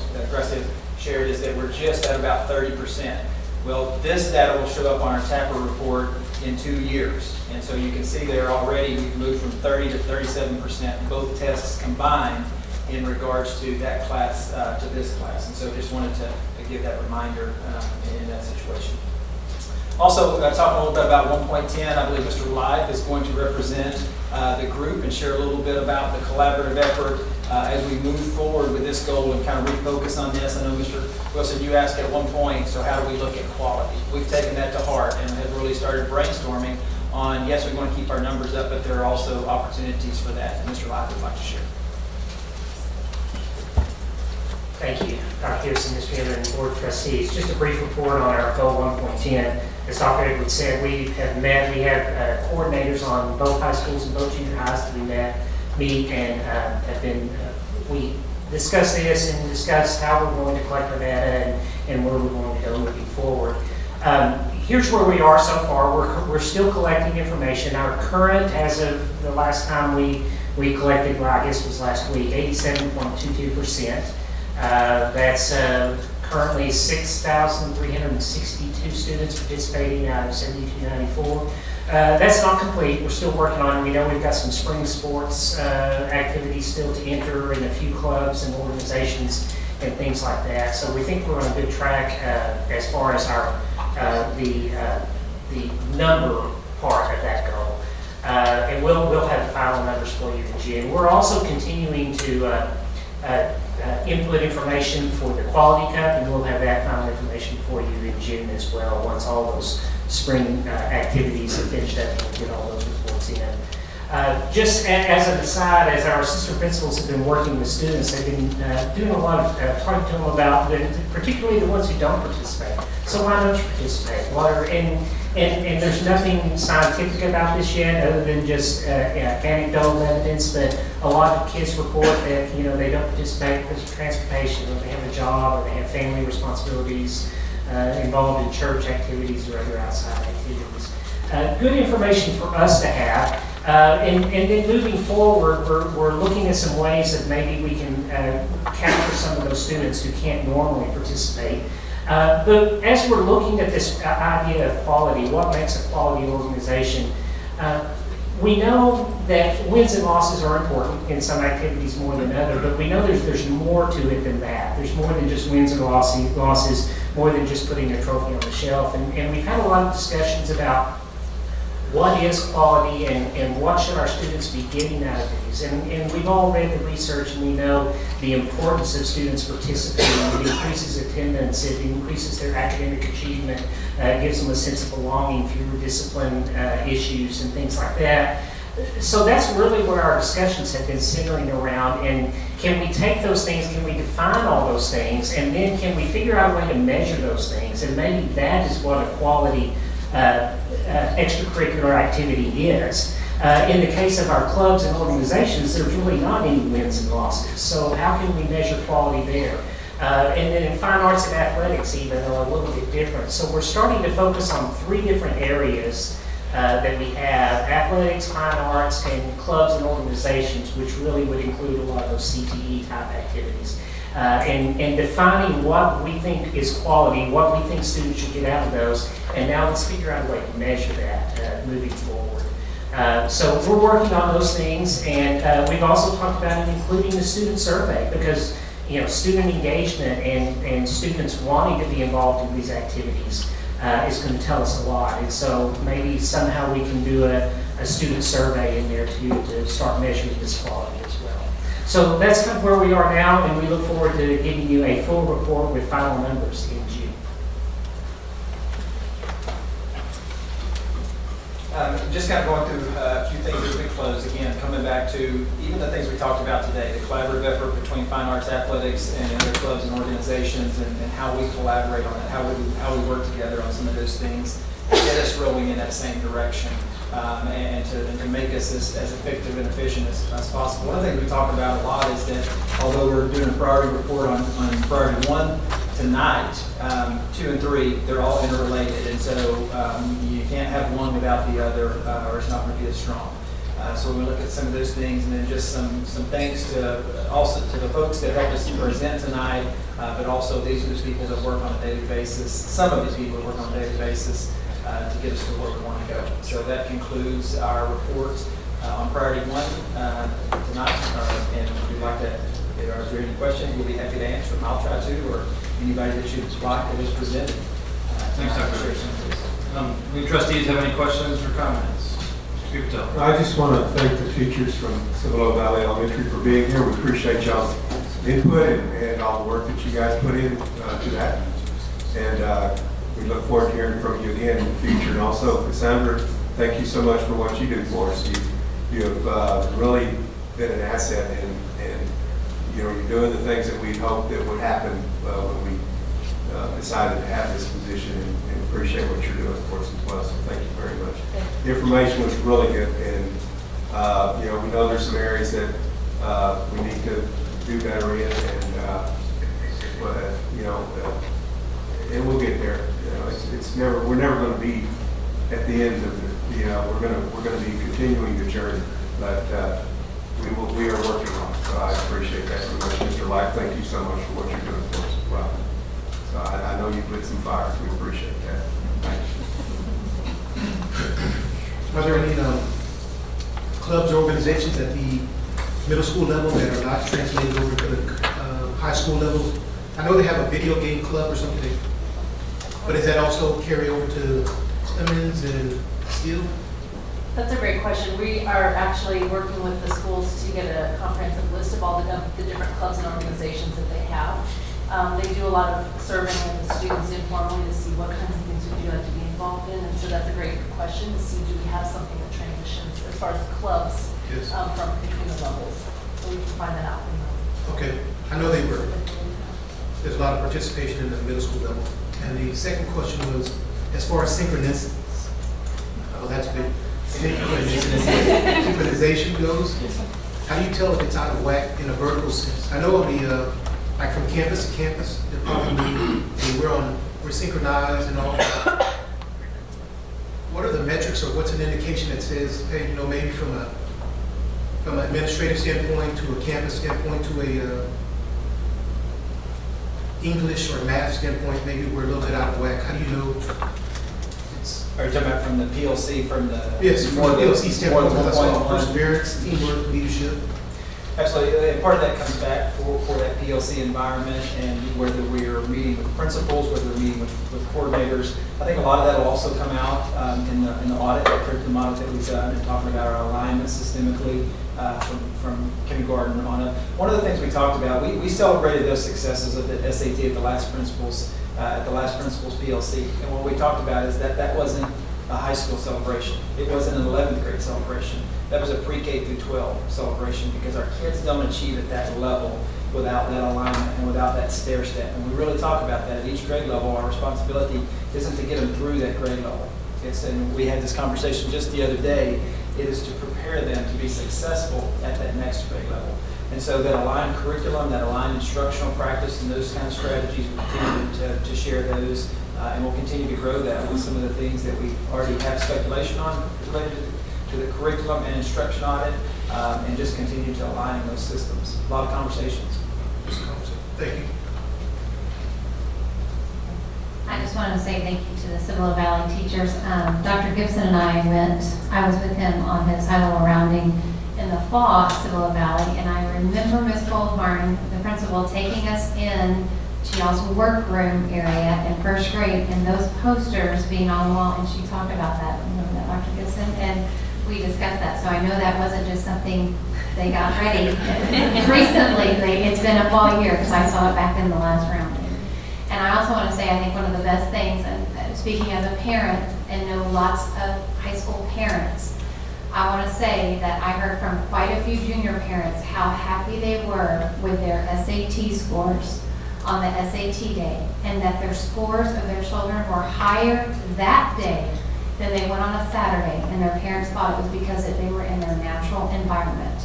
And I just can't say enough about how I'm so glad that y'all made that decision, and I know financially it probably costs some money, but that is giving an opportunity to students that may never have taken that SAT, but also the parents who, the kids have already taken it, they are very appreciative. So I just want to speak for them from that parent standpoint. One note on that, we talked about the courage to lead, and we talked about when we first shared that we were going to move to SAT during the day. It was going to definitely raise our numbers, but that also could cause the scores, those that are being successful to drop because more kids are taking it. And some kids that would, what we were able to share tonight is that our belief that it was the right thing to do, and the best thing to do, what we're doing on those campuses, what we're doing systemically are paying off for us. The last thing in closing for me, she didn't share it, she said she might, but if you really want to see a PLC in action and you can't visit a campus, Ms. Leach has a video that she'd be happy to show you where they video what they're doing. And you want to talk about a high-level, highly organized, collaborative environment where they're getting after it and focused on the work and focused on kids, she has proof. Thank you. All right, thank you, Mr. Evers. Next item on the agenda is report for April 2017 construction update. Mr. Bruce.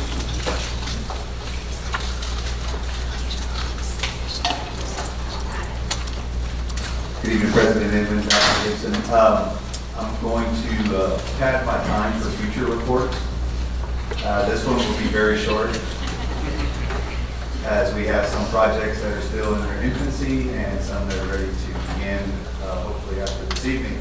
But as far as for Rose Garden, we're dodging raindrops and still drilling piers and preparing for the foundation at Rose Garden. So that project, I didn't want to show a bunch of drilling rigs, just drilling in the ground. So I think you can understand.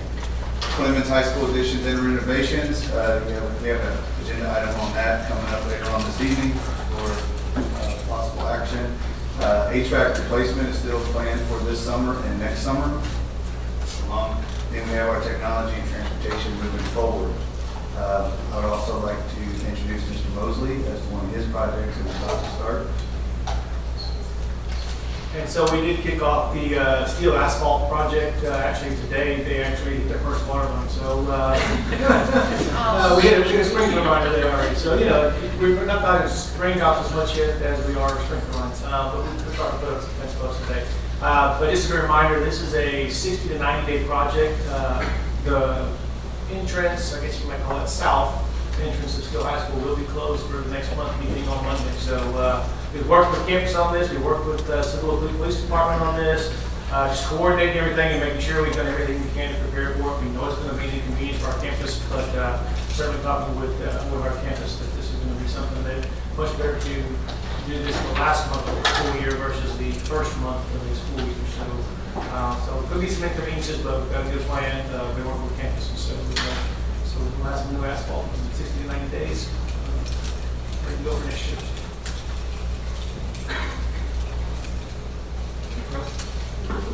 Well, I appreciate that.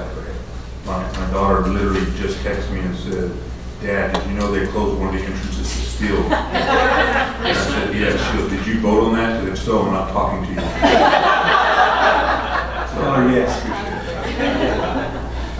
I said, "No, it was all Mr. Pivot." That's fine, she won't have to talk to me. Yeah, Mr. Persky, what's the habitation of all the portables at Clemens? When is that going to take place, or has it already taken place? What's the story with that? Because I know the answer. Put you on the spot. We are hoping to have a CLO for those new portables that we moved there by the end of this month. So I may have the transition start in moving teachers and internal positions into the building. How many portables do we have out there? 47, 50? 80? Great. Wow. So we're going to be more than that. Is that the admin one? Yes. Okay. Anything further? All right, thanks, Mr. Christian. Next item is report on the update on the 85th Texas Legislative Session. Dr. Gibson. Yeah, Ms. Ekstrom, I have these, or somebody over there, the audience members. So real quickly, the memo that we're distributing is the memo that our team will share next week with our state representatives. Excuse me. And so just super quickly, and I appreciate Mr. Emmett coming last night to the community forum. And if you, Patrick Aleos is here from our Great Conversations team, and there were a few other staff members that were there for our community legislative meeting. Just real quickly, we're tomorrow actually, HB 21 is scheduled on calendars to hit the House floor for a full House discussion.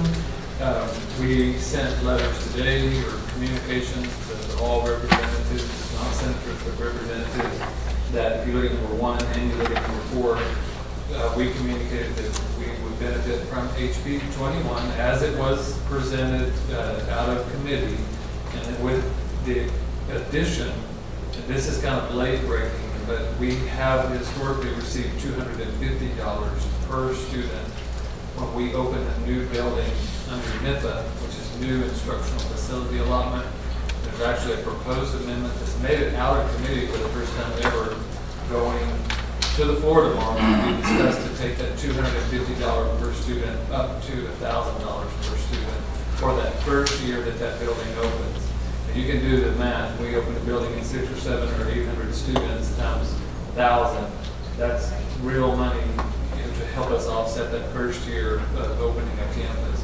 So we scrambled a while ago and got a communication off to all of our representatives, just exclamation points, and please let this thing go on. It will help us. They actually, what's interesting with some of these bills, and I'm going to give this kind of as a frame of reference, they'll pass a law like to go from $250 to $1,000 but they won't change the overall amount in the budget. Okay, so what that means is the first 5 districts that are in get it all, or the first, okay, do you see what I'm saying? So, but they can say, well, we increased the amount, you know, to $1,000, but they did, but only for those districts that got to it first. This particular amendment has an overall increase from like 20-something million to 45 million to fully fund what they project that $1,000 increase would be. So it was more money in for fast growth schools, is the bottom line. And we haven't seen that yet. So there's our information on A through F ratings, on a voucher by any name is still a voucher. And then we are bringing TRS care into our conversation, even though that doesn't directly impact us. But we believe that it becomes more and more challenging as we look at new teachers tonight here that we recognize. It becomes more and more challenging for us to encourage them to come into the field when healthcare after retirement is in jeopardy. And the Senate this last week caught, well, just said the Senate pulled their plan out altogether. So they don't even have a plan for TRS care.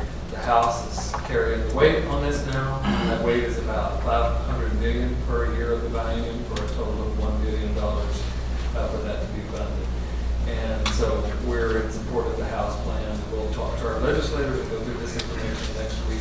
Any board member that would like to go, please may join us. We'll be leaving Tuesday at 11 a.m. Tuesday at 11 a.m. and we'll try to be back here about 5 or 6 p.m. It's quick. We're going to divide and conquer. The Great Conversations folks now know the lay of the land. Everybody's taking this piece of paper and we're going different directions. We're going to meet with representatives. I may go to the grill and just eat a burger because I mean, they do such a great job. I'll just go relax or get some coffee and just let them really do the work. It actually feels really good. It feels really good to just know that we're going to divide and conquer instead of one person running and killing themselves. Anyway, if any trustee wants to go with us, let us know. If you have conflict, Ms. Che, we talked about that, that's up to you. And I believe Ms. Cervantes had said, next time let me know, so if y'all just check with her, she may have something to do. But the train leaves at 11 a.m. Any questions or comments on that? Thanks, Greg. Next item, we just had some questions about this. Dr. Gibson will do a quick report on dark store theory and property taxation. Yeah, and thank you, Mr. Westbrook, for bringing this to our attention. We've been watching this for about a year, and so the background information, I think Dee and I sat down and did some research, and that's a pretty good description on page 25. So, and I'm just in way of tonight, not to just dive into all the details of the article.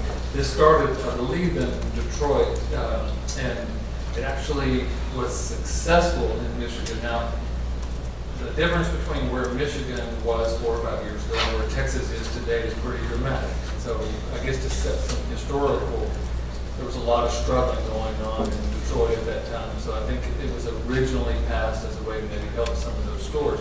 But then the Lowe's in particular caught on, and they're leading this charge nationwide. And then we're going to see, I think they're waiting to see what happens in the other big box stores. We think will follow suit. But basically, they've asked for their property tax valuation to be at the value of the building as it sits there, the building and the land as it would sit there empty. And I think the term the appraisal district does not use that methodology. They use it at its highest and best use value. So they value it at, it's open, it's churning out money, so we're going to evaluate it at that level. Lowe's has asked for it to be evaluated not at its highest and best value, but at its empty shell. I mean, that, and I hate to just drill it down that simple, but that's really the bottom line. And so, whereas for the schools, technically, we wouldn't hurt as much on the M&O side because the state has to pick up any decrease in local property values. It could hurt us on our interest in sinking tax rate because there's not an equalization formula for that. But that's where it would hurt us. For cities and counties, it could be devastating if Lowe's wins and another wins and another wins and another wins. In some cities I saw, it was in maybe San Antonio, I think Chief McManus said, well, okay, that's fine, don't dial 911. I mean, if you're not going to pay, your best and highest use of value, don't dial 911 if someone's robbing your store, because that's how we pay for all the people that have come and respond to it. So they got kind of a warning order because of the impact that it could have on the city. Well, they couldn't rob the stores, it'd be empty. No, it would be full. It would be full, it would just be valued at that. But that's kind of how McManus, I think, that's what he was saying. I mean, it's not, we have to protect the store. So anyway, that's a real quick overview. Robert, I don't think you had asked for it. Is that kind of given up? Yeah, that's perfectly fine. It's just, I think Gary and I, we went to a Go Public meeting, and there was concerns about it. So I just thought it'd be appropriate for us to get some information on it. Thanks. Great. What I said on the Fresno District Board, there's already companies doing that here in the state of Texas.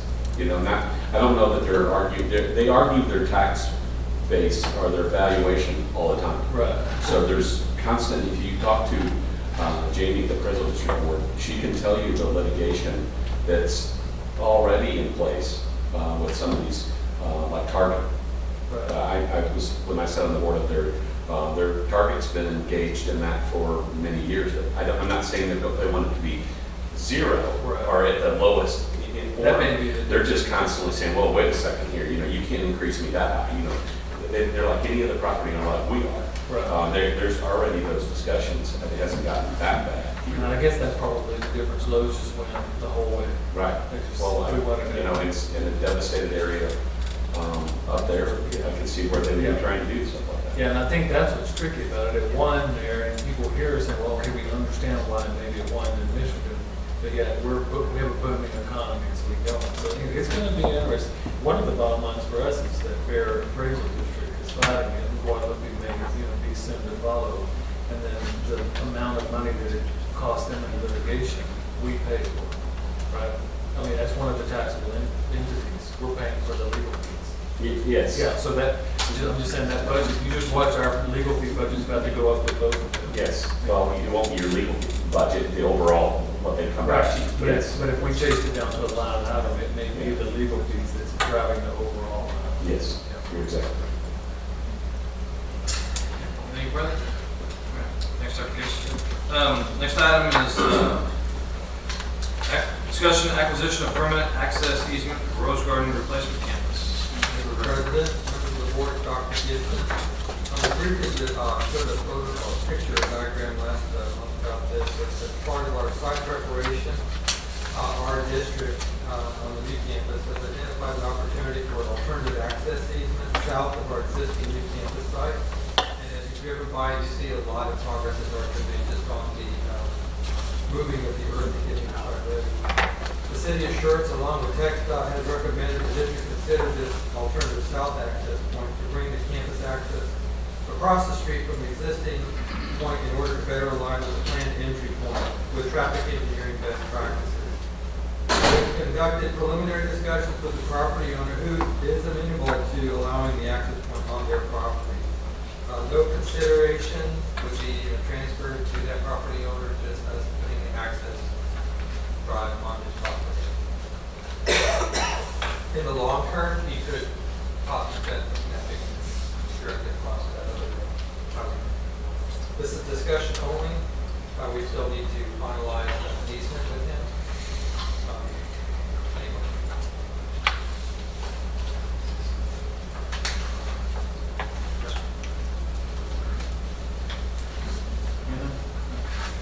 Thanks, man. Next item is discussion and review of initial estimated budget projections for budget development process. Ms. Maloney?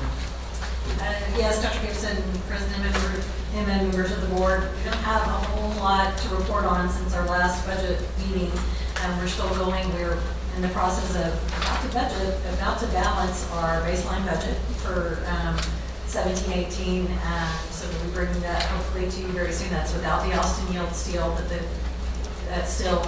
The good news about that is, we haven't included any salary increases. So by next month, we'll be able to say, okay, here's what the salary increases would be, and then pretty much eat that Austin Yield. That's kind of would be a wash, a salary increase. One thing that we're going to be bringing to you in May is a presentation of our fund balance and currently where we stand. We've had some pretty good news over the last couple of weeks because of our property value study, and we recovered some revenue from the state for overvaluing our property. It looks like our SHARS revenue is going to come in higher than expected. We froze, of course, our growth positions, and that created a little more cushion for us. And then we did have the property value increase. Saying that, it's looking now like probably somewhere between 2.5 to 3 million that we're able to put back into fund balance. If all goes well, we'll be presenting that to you in an update on the 16th on this budget. And yeah, would you also on May the 2nd at the workshop when we have the conversation about expenditure projection plan, go ahead, can you just bring in their draft of those numbers? Because that's where that conversation is going to go there. When we start looking at the first round of expenditure projection plan, we need to see where we are with fund balance and everything. So just best guess, best estimate. That's really, really good news. The last time I remember looking at the expenditure projection plan, there was about a $5 million number associated with this year. So that's 2.5 towards that 5. absolutely. Anything further? Steve, Yeah, I know, kind of got into this at our last meeting, I believe, was, the notion of if we're looking at, a salary increase, usually we look at 1%, 2%, and 3%. It's the possibility of taking some of that salary increase and putting it back into insurance instead.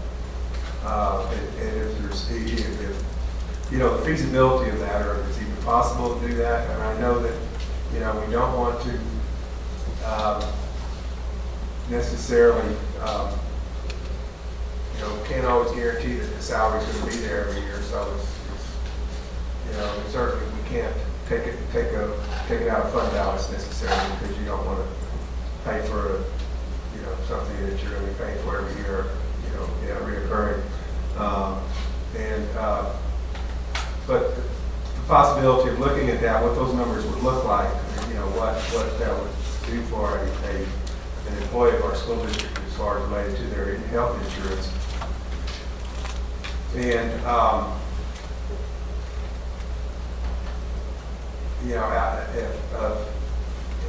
just an idea of what those numbers would look like, and if that's even a possibility of doing that. Or if it's even possible, would it be something that an employee could, they could either take the 3%, or they could take the 2% plus and have some extra help with the health insurance, something like that. Yeah, we heard you mention that at the budget workshop, and so what Linda had, and Pages, we were working with our consultant on the potential shift to the partially self-funded. One of the greatest costs as you transition into that is to build enough of a fund balance that you can breathe, basically. And just like Maggie Cornejo and her enterprise fund carries a fund balance because she never wants to get caught short, and just like we keep the fund balance in our bond repayments in our partially self-funded account, if the board chose to go that direction, we would have to have a fund balance. But one of the hardest things is in your first 1 or 2 or 3 years, you have to make enough money beyond your claims to put money away.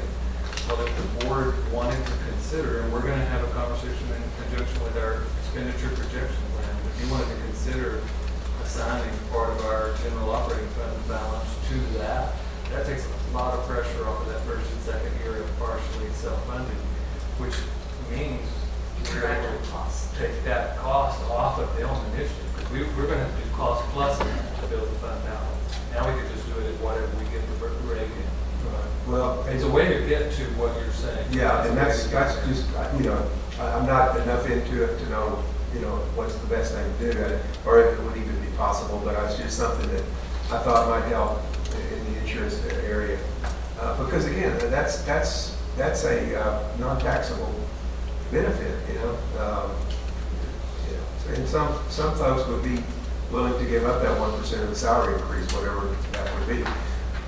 I know when we went to self-funded workman's comp, we had that issue as well when we first got into that, and it was a little dicey there for a while there. And, anyway, so I just, I appreciate it. Yeah, and what we might do, Mr. and I don't want to get, well, I don't want to get ahead of ourselves, but Ms. Cannon, when do you think is I know this is for 18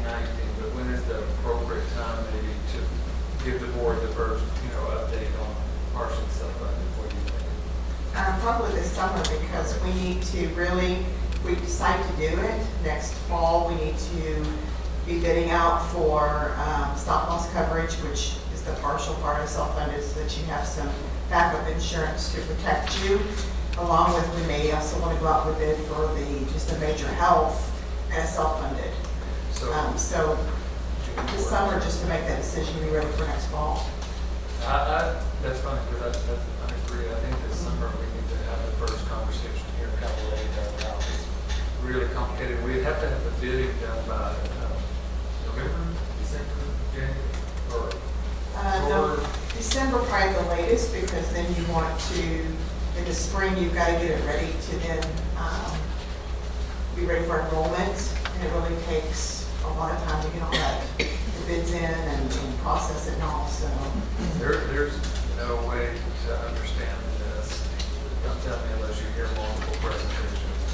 We just have to start somewhere. The process for partially funded or self-funded in total? Partially self-funded. You would want to bid out for stop loss coverage, and stop loss coverage would help you with any big claims that come in that you are only responsible for a certain percentage of those claims. It doesn't break the bank, basically. Not very few organizations do self-funded, fully self-funded anymore. This is just the escalating cost of those huge claims. So they get insurance basically on stop loss insurance. Is there an estimate about how much that would affect any bidding we would have for our insurance with partially self-funded?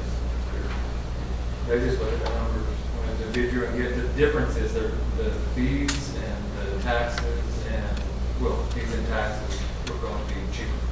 That's the margin, and that's where you're saving. We're tax exempt on a lot of things that health insurance companies not. And you may have a little more control over what the plans look like. Right now, we're basically given standard plans that the company has, and we can't really adjust those plans. If you're self-funded or partially self-funded, you can actually work with different companies, different hospitals and organizations, pharmaceutical, to really get a discounted rate for our employees. Where right now, we're kind of at the mercy of the insurance company. And we'll, in essence, we'll quasi-run an insurance company right here. Correct. And I already know more about insurance than I want to, and I don't want to learn anymore, but yet I'm willing to go into this journey. It's going to save our staff much money. If we don't think it's going to save them much money, it's a lot of work, right? It's a lot of work. So I do either workshop or regular June board meeting. I think it'd be time well spent just to kind of what are the similarities and what are the difference between straight bid, partially self-funded, and self-funded. Just lay those out side by side for the board to take a look at. All right. Thanks. Next item is a local policy update affecting following local policy. I'm sorry. FFA local, student welfare, wellness, and health services. Ms. Chang. Thank you, President, and Dr. Gibson and members of the board. More than 2 years ago, the rules were initially proposed by the U.S. Department of Agriculture to address the wellness policy requirements.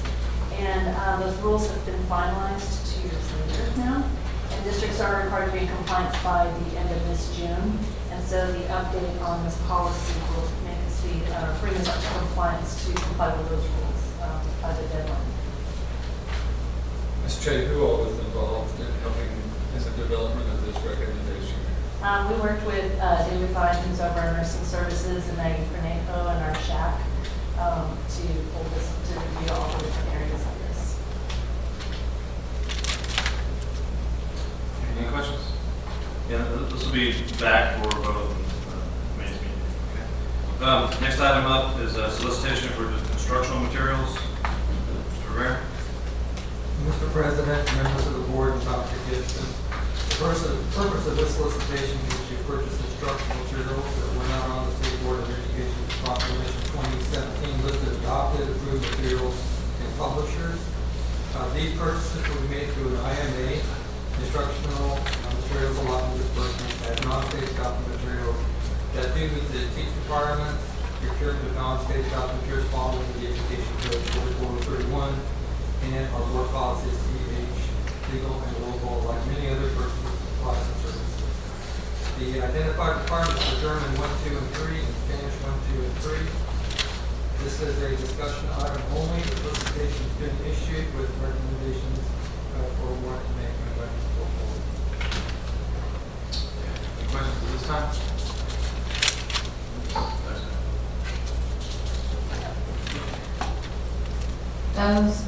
Those were on our list last time, but they weren't fully peaked. They were on the proclamation list or not? These items were not on the 2017 proclamation. Okay. However, our staff, and I think the staff will probably say more about this, our staff has reviewed samples from this particular publisher, and that's what we're putting out. Yeah, they reviewed materials from those on the list and not on the list. Right. And this project was by far of higher quality and met their needs. Some of the same ones from last time. Yes.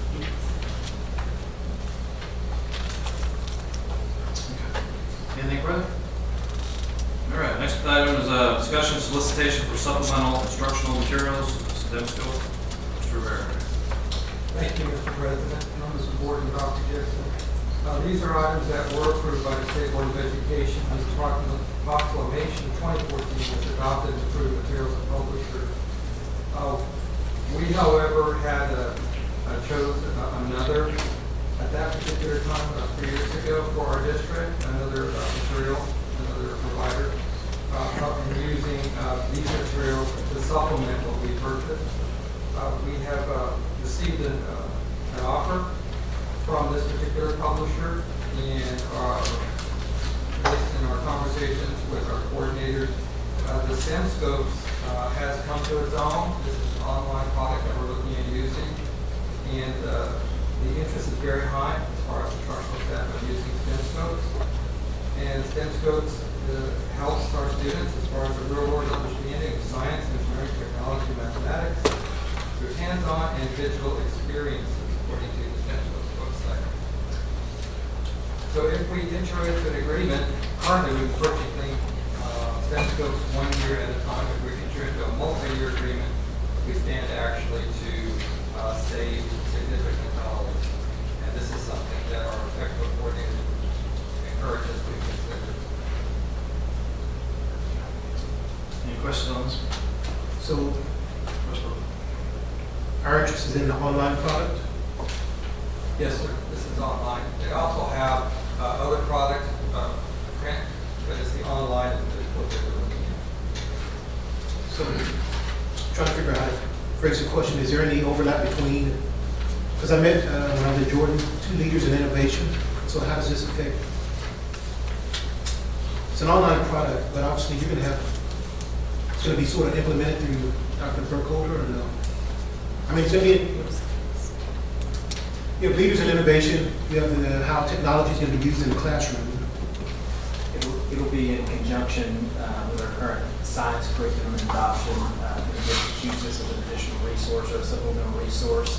What Mr. Rivera shared with you is we currently use it, but by entering an agreement with them, it reduces the cost significantly, almost to dollars to a student. And so what we get out of it as a supplemental resource to our science curriculum and the hands-on application for our students, we want to continue to be able to use that as an additional resource. This just allows us to do it much more effectively and efficiently as the cost breakdown. It is a part of what will come out of it in instructional materials allotment, which is where it's currently coming out of, but it allows us to break the cost down even to less per student. Okay, I think I was just trying to make sure it was consistent with our future technological and computer usage and stuff like that. But, all right. I'm just saying, those peaks aren't changing in 5 years, are they? Sorry. I know. Sorry. No, it's just they change over. They change over they change over constantly. Anything else on that? The publisher actually, with their code, also included some verbiage about the teach changing this year, and that their online materials will be updated to reflect the teach. That are online, they can't change them. They're locked into a book. Online is better.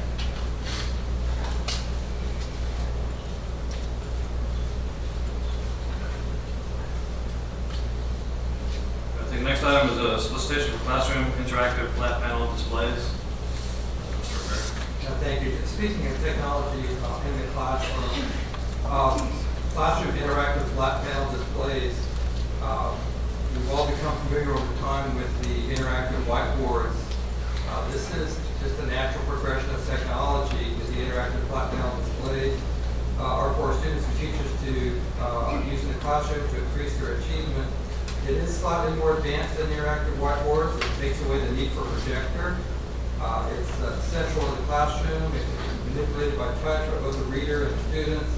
Sometimes the magnetic stylus may be used to allow pupils to interact smoothly, instantly by using a variety of multi-touch gestures. Speakers are built in. The sound is focused totally on the display itself. Some people have compared the flat panel display as a giant iPad in the classroom, giving students and teachers exposure to technology that they may use every day or learn from.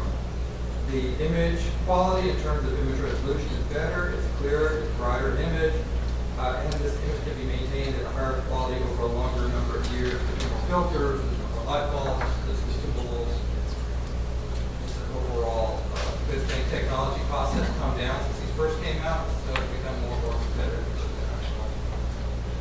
This is a discussion I believe we hope to bring this back to the board. I won't because I use them, but it's not on the video. It's more advanced, isn't it, than the video board? Yes. Yeah. So my question would be, so in our new schools, will we put, so they'll go like the new Rose Garden, all that will be, and then are we replacing slowly but surely all the smart boards as they go out? Yes, and we do have smart boards that are aging. And Yes. Very. I remember when they first came. My Yes. daughter was in kindergarten, and now she's going to be in high school, so. And the parts are almost impossible to get, so we need to begin to start replacing those. Awesome, that's great. Can that answer part of my question? What's the price differential between interactive whiteboard and another? So what are we talking about? Based on research, there's very little difference in price right now. The biggest difference is, like Dr. Gibson just pointed out to me, is the bulb. You have to have, in the projector, it's the bulbs. I know when we started the smart board thing when I was principal, and I just remember bulbs going out, and there goes your budget. I mean, your whole budget. That's one bulb.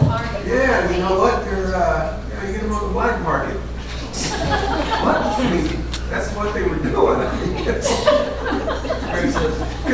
they were expensive, let me tell you.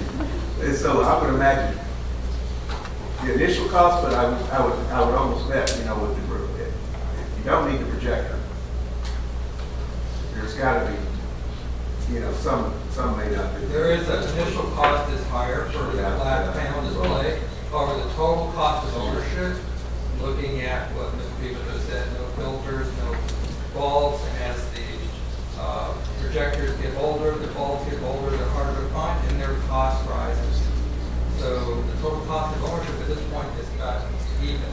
But the quality and the clarity, the brightness, and the image resolution on the interactive whiteboard, sometimes you'll be at a corner of the room and you can't quite make out the image. However, with these flat panel displays, you can see the image where you are. So it is much better for student learning. Any further on this one? All right, next item is, Mr. Rivera's looking for a job for that, so. We have an empty chair, I don't think. I'm just reading what they provide. Next item, discussion, solicitation for technology backup and recovery. This is not technology night. However, this item also is necessary. I mean, you can't turn on the news without seeing about something happening in the cyber world. And part of our infrastructure buildup is part of that security. And Dr. Burkholder and her staff have provided a scope of work for us to find a backup and recovery system for our data in our district. That's stored on our servers. They do have lots of data. Our computers, our laptops, our wireless devices are used by staff to create, process, and manage and communicate information. Having a backup or recovery system is part of the technology disaster recovery plan should we have data loss or corruption through hardware hardware failure, human error, hacking, or malware. And technology is always on it to find if something's getting into our system that's not allowed to be there, and try and nip that in the bud as much as possible.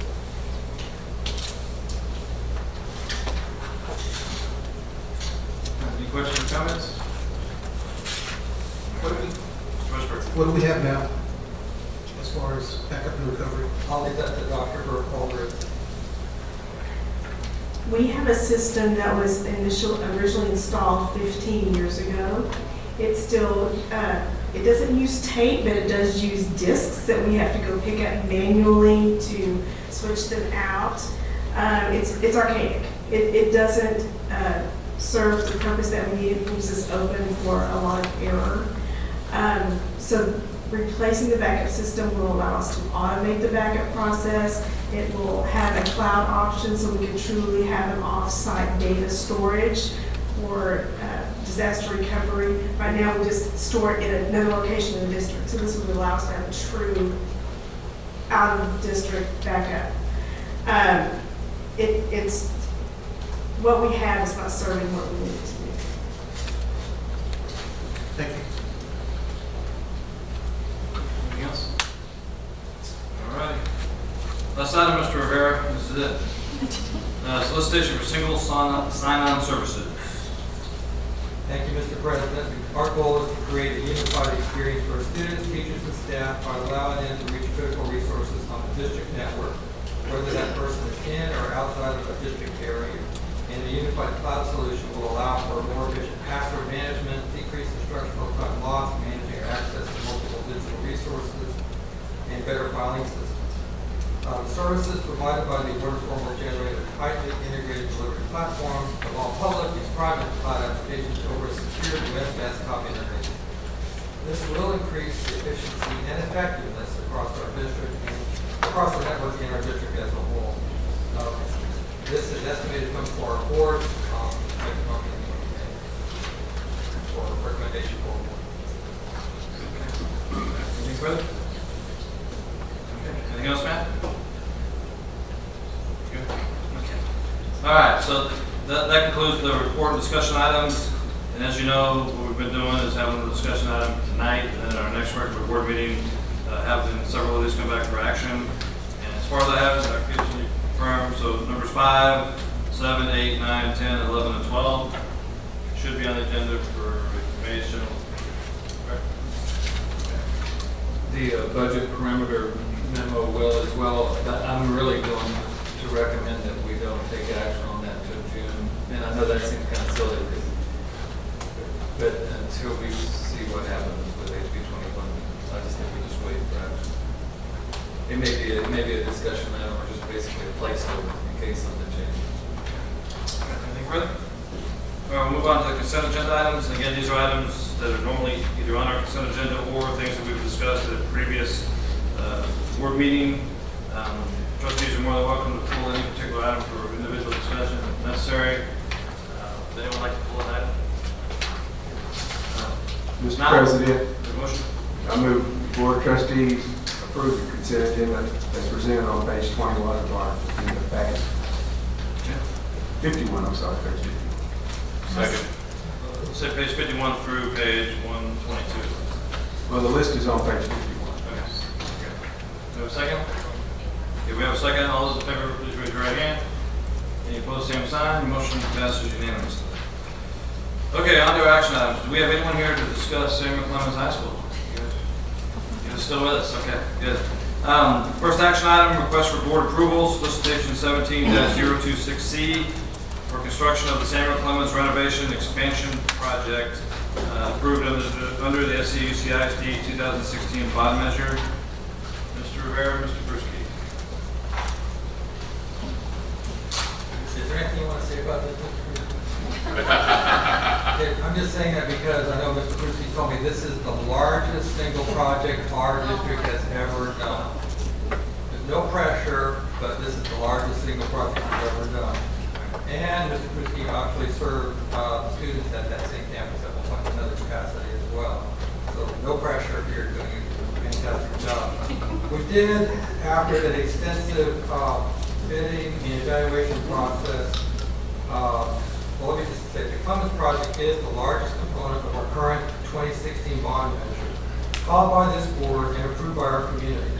It includes a new auditorium, practice gymnasium, locker room, a 2-story classroom administration building, utility upgrades, renovations to the junior ROTC area, restrooms, a new culinary arts center, science classrooms, and circulation upgrades consisting of approximately 162,283 approximately square feet of new construction and 33,904 square feet in renovation.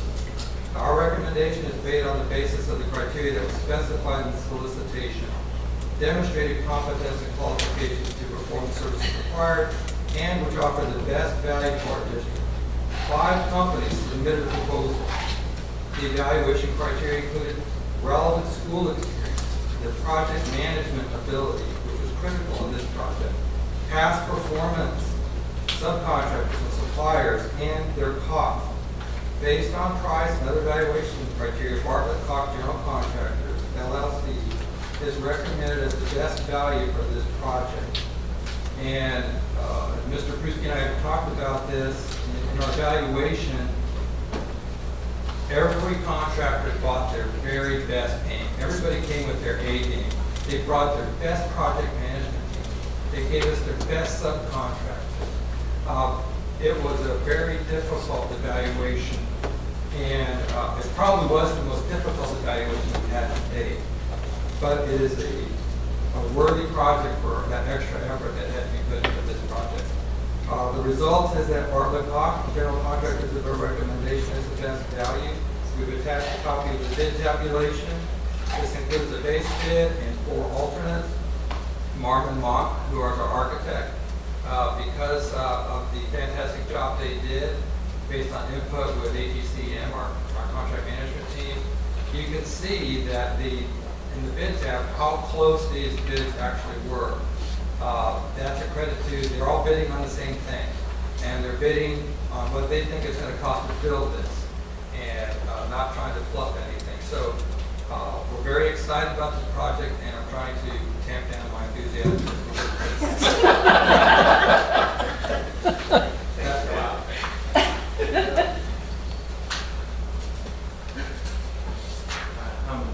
Let me ask a question here real quick. Just kind of somewhat ignorant on this, but how much was allocated in this past bond for the Clemens renovation project? Somewhere in 70 million. Okay, so we're looking here in the mid 50 million range. Is that a savings, or that extra 20 million goes somewhere else? Or are we basically getting what we told the voters we were going to get them for 70 million, and we're now possibly going to sign a contract to get that for 55 million? That's a good question. The 72 million is the total project cost, to include all construction costs, permits, design fees, site development, all the stuff that's going to go into this project. The construction cost estimate is in that bid tab right there. We're very happy with these numbers that we got for the hard construction costs. So the cost that we have here that Matt is alluding to for the best value is what we were looking for. It looks like it's a lot less, but when we get into this, the percentages will grow in that dollar amount for the total project. Just like, for instance, Cibolo Valley Elementary was $28 million, $28,181. And we budgeted 32 or 34 for that one back in 2013. So the construction cost, but an elementary cost total is much different than a high school cost. And your auditorium and your supplies that go into these things and your supportive materials are going to increase the total cost for this project. All the furniture, all the fixtures, all the equipment. All that's covered in the remaining part of the fund. And usually around here, if it's a $1,000 topic, we'll talk for 2 or 3 hours and debate it back and forth, and $55 million, I mean, what the heck, right? It happens every time. Usually the $1,000 topics we only touch on one time. Yes. Twice maybe. This one we've been dealing with for quite a while. So does anybody, any further questions on this? I would, so let's go ahead and have a motion first. Yeah, that's a good idea. Not me. I move that the Board of Trustees accept the proposal from Bartlett Cobb General and Constructors LLC to construct the Samuel Clemens renovation expansion project and authorize the superintendent to negotiate and execute a contract for a not to exceed amount of $55,769,000 as per solicitation number 17-026C, and acknowledge that funds are approved under the 2016 Samuel Clemens renovation expansion bond measure. Second. Okay, we have a motion and a second. Any further discussion or questions? Yeah, I was just, knowledge question was, Bartlett Cock was involved in the steel project, is that correct? Okay. I thought so. We built the original campus and the wing addition. Right. Just for argument's sake, I mean, I think steel is built for what, 38 million, maybe? 40. Less than 40. Approximately 36. Any questions for anyone? All right, we have a motion and a second on the table. All those in favor, please raise your right hand. Any opposed, same sign. All right. Congratulations, gentlemen. Thank you. You guys go out in the hallway and celebrate now, or you guys seem kind of quiet about it? Now the work starts. Now we get to work. Hey, Wayne, if you can take them out to the construction site and get started here. Be careful. Appreciate it. Take a flashlight with you. Congratulations, gentlemen. All right, next item on the agenda, request for board approval, additional instructional materials under proclamation 2017. Mr. Shea. Yes, this was a discussion item last month. Due to some course changes in a couple of CTE courses and published series in a couple of other CTE courses, we just have some additional titles for board approval under proclamation 2017. Mr. President, I move the Board of Trustees approve the recommendations for instructional materials that support these courses in career technical education beginning in the 2017-18 school year.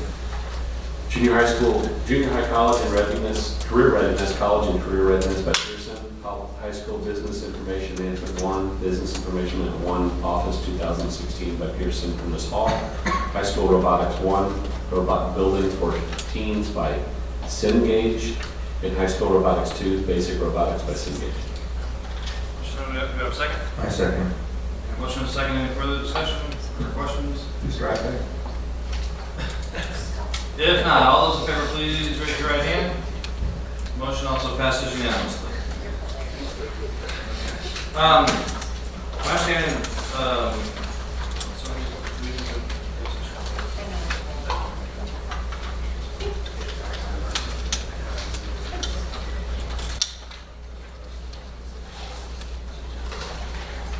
all right, at this time, the board is going to go into closed session at 8:33 p.m.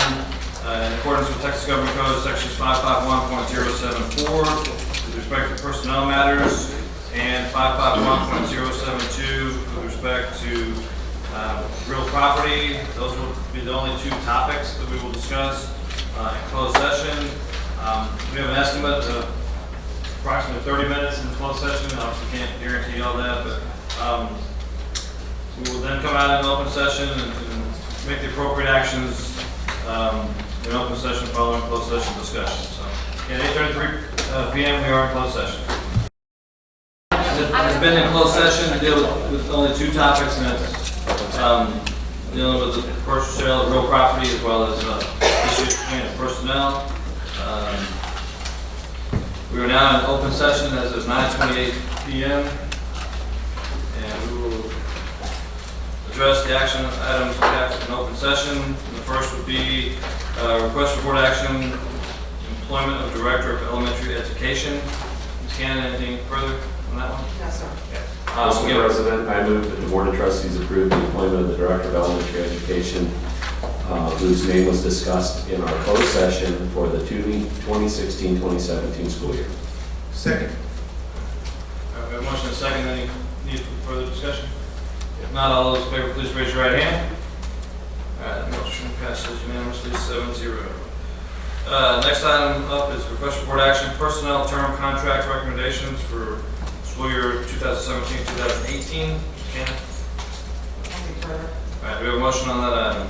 Mr. President, I move the Board of Trustees approve the list as presented of term personnel for the 2017-2018 school year.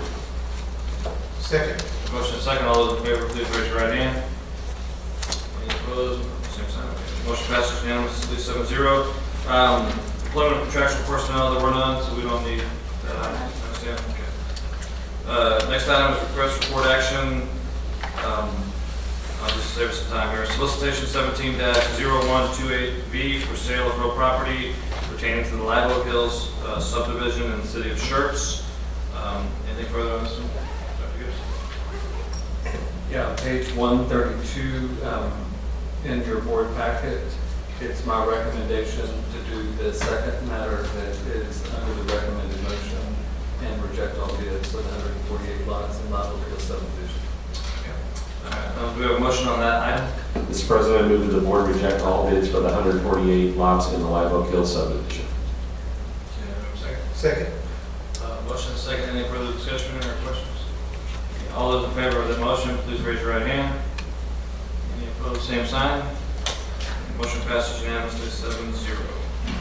And that takes care of all the items that we had in closed session.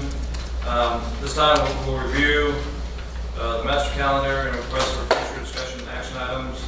Mr. Picato's on that. I know Mr. Crew has requested a report dealing with safety and security cameras and other related issues.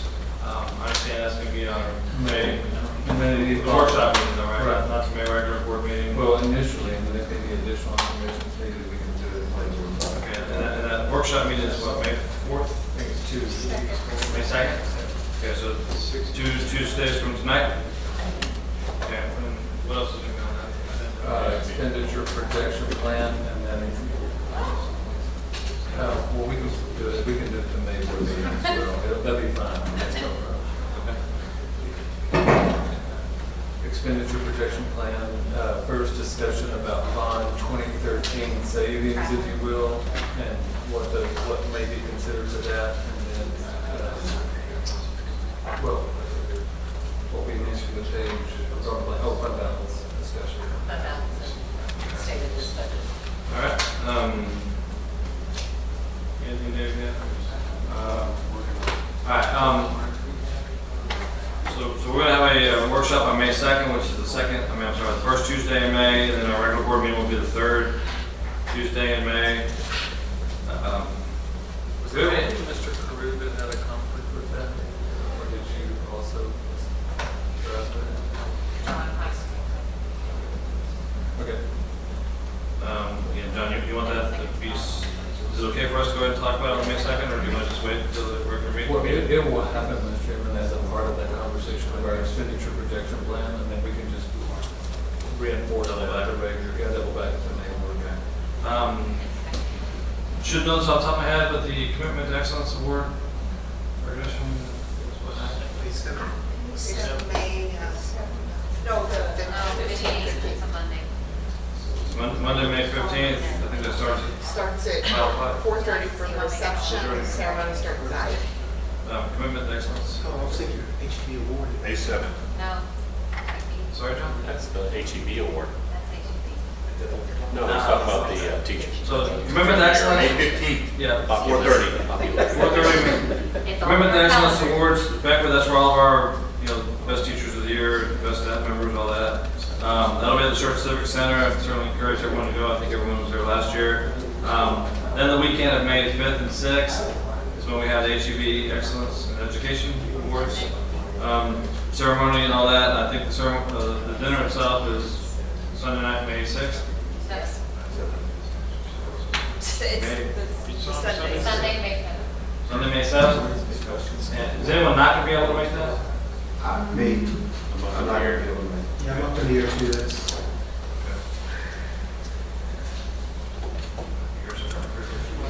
A year supply of groceries, oh wow.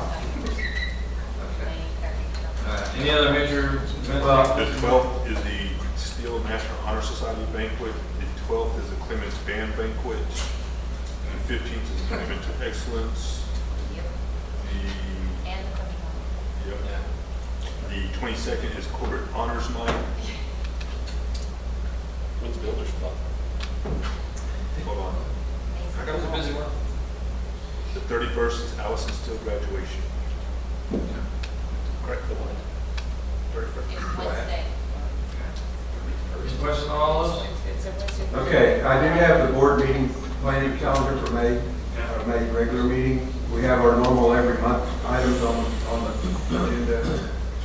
We have an action item with Chapter 21, non-Chapter 21 personnel contracts, so probationary contracts for 2017-2018. We have a recognition of student resource officers, recognition of Green Valley Elementary Lighthouse team, student staff. We also have Cibolo Toll Road. We have the easement Rose Garden replacement, Rose Garden replacement campus, budget projections, 17-18. Local policy update, FFA local, wellness, supplemental instruction material, classroom interactive flat panel displays.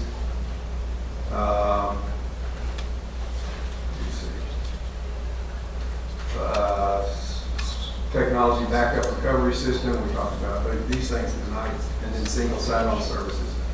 I'm not able to access the calendar as far as the, what I'm doing here. Obviously,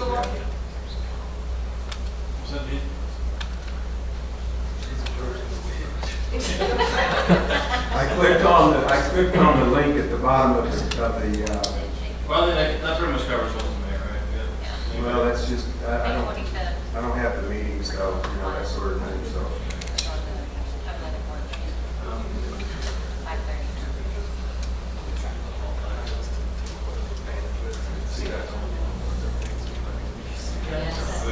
I do think we need that because there's so much in honors night.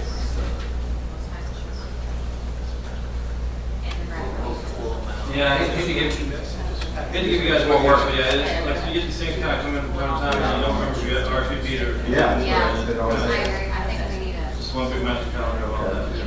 Well, I don't have the access to the calendar for the That's fine. I think we got meetings. Tri-County's gonna be on tonight. Honors night. Graduation. So we just talk about May.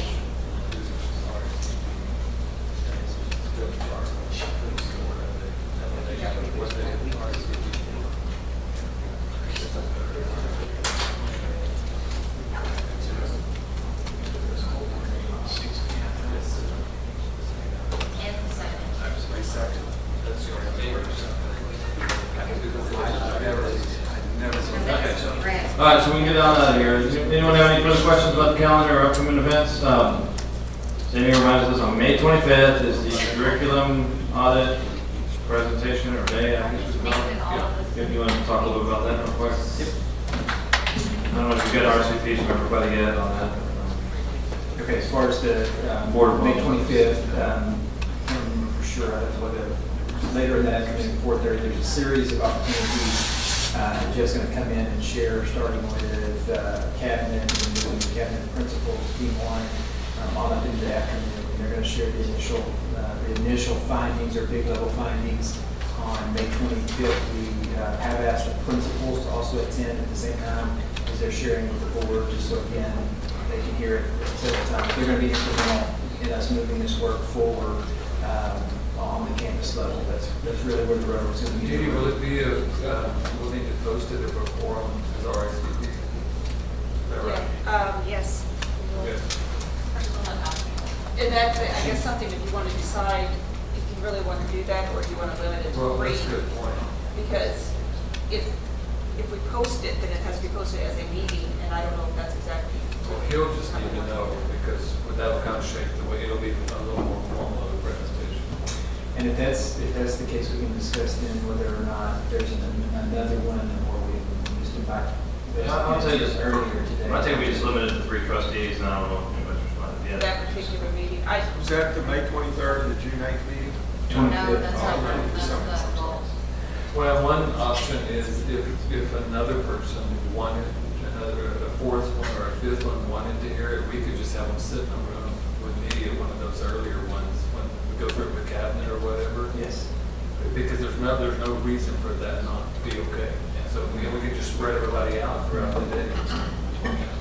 You're just hearing. Sound good? Anything further? Everyone good on the calendar? All right, any other item of concern or interest any trustee would like to see on a future agenda? Seeing none, any objections to adjourning?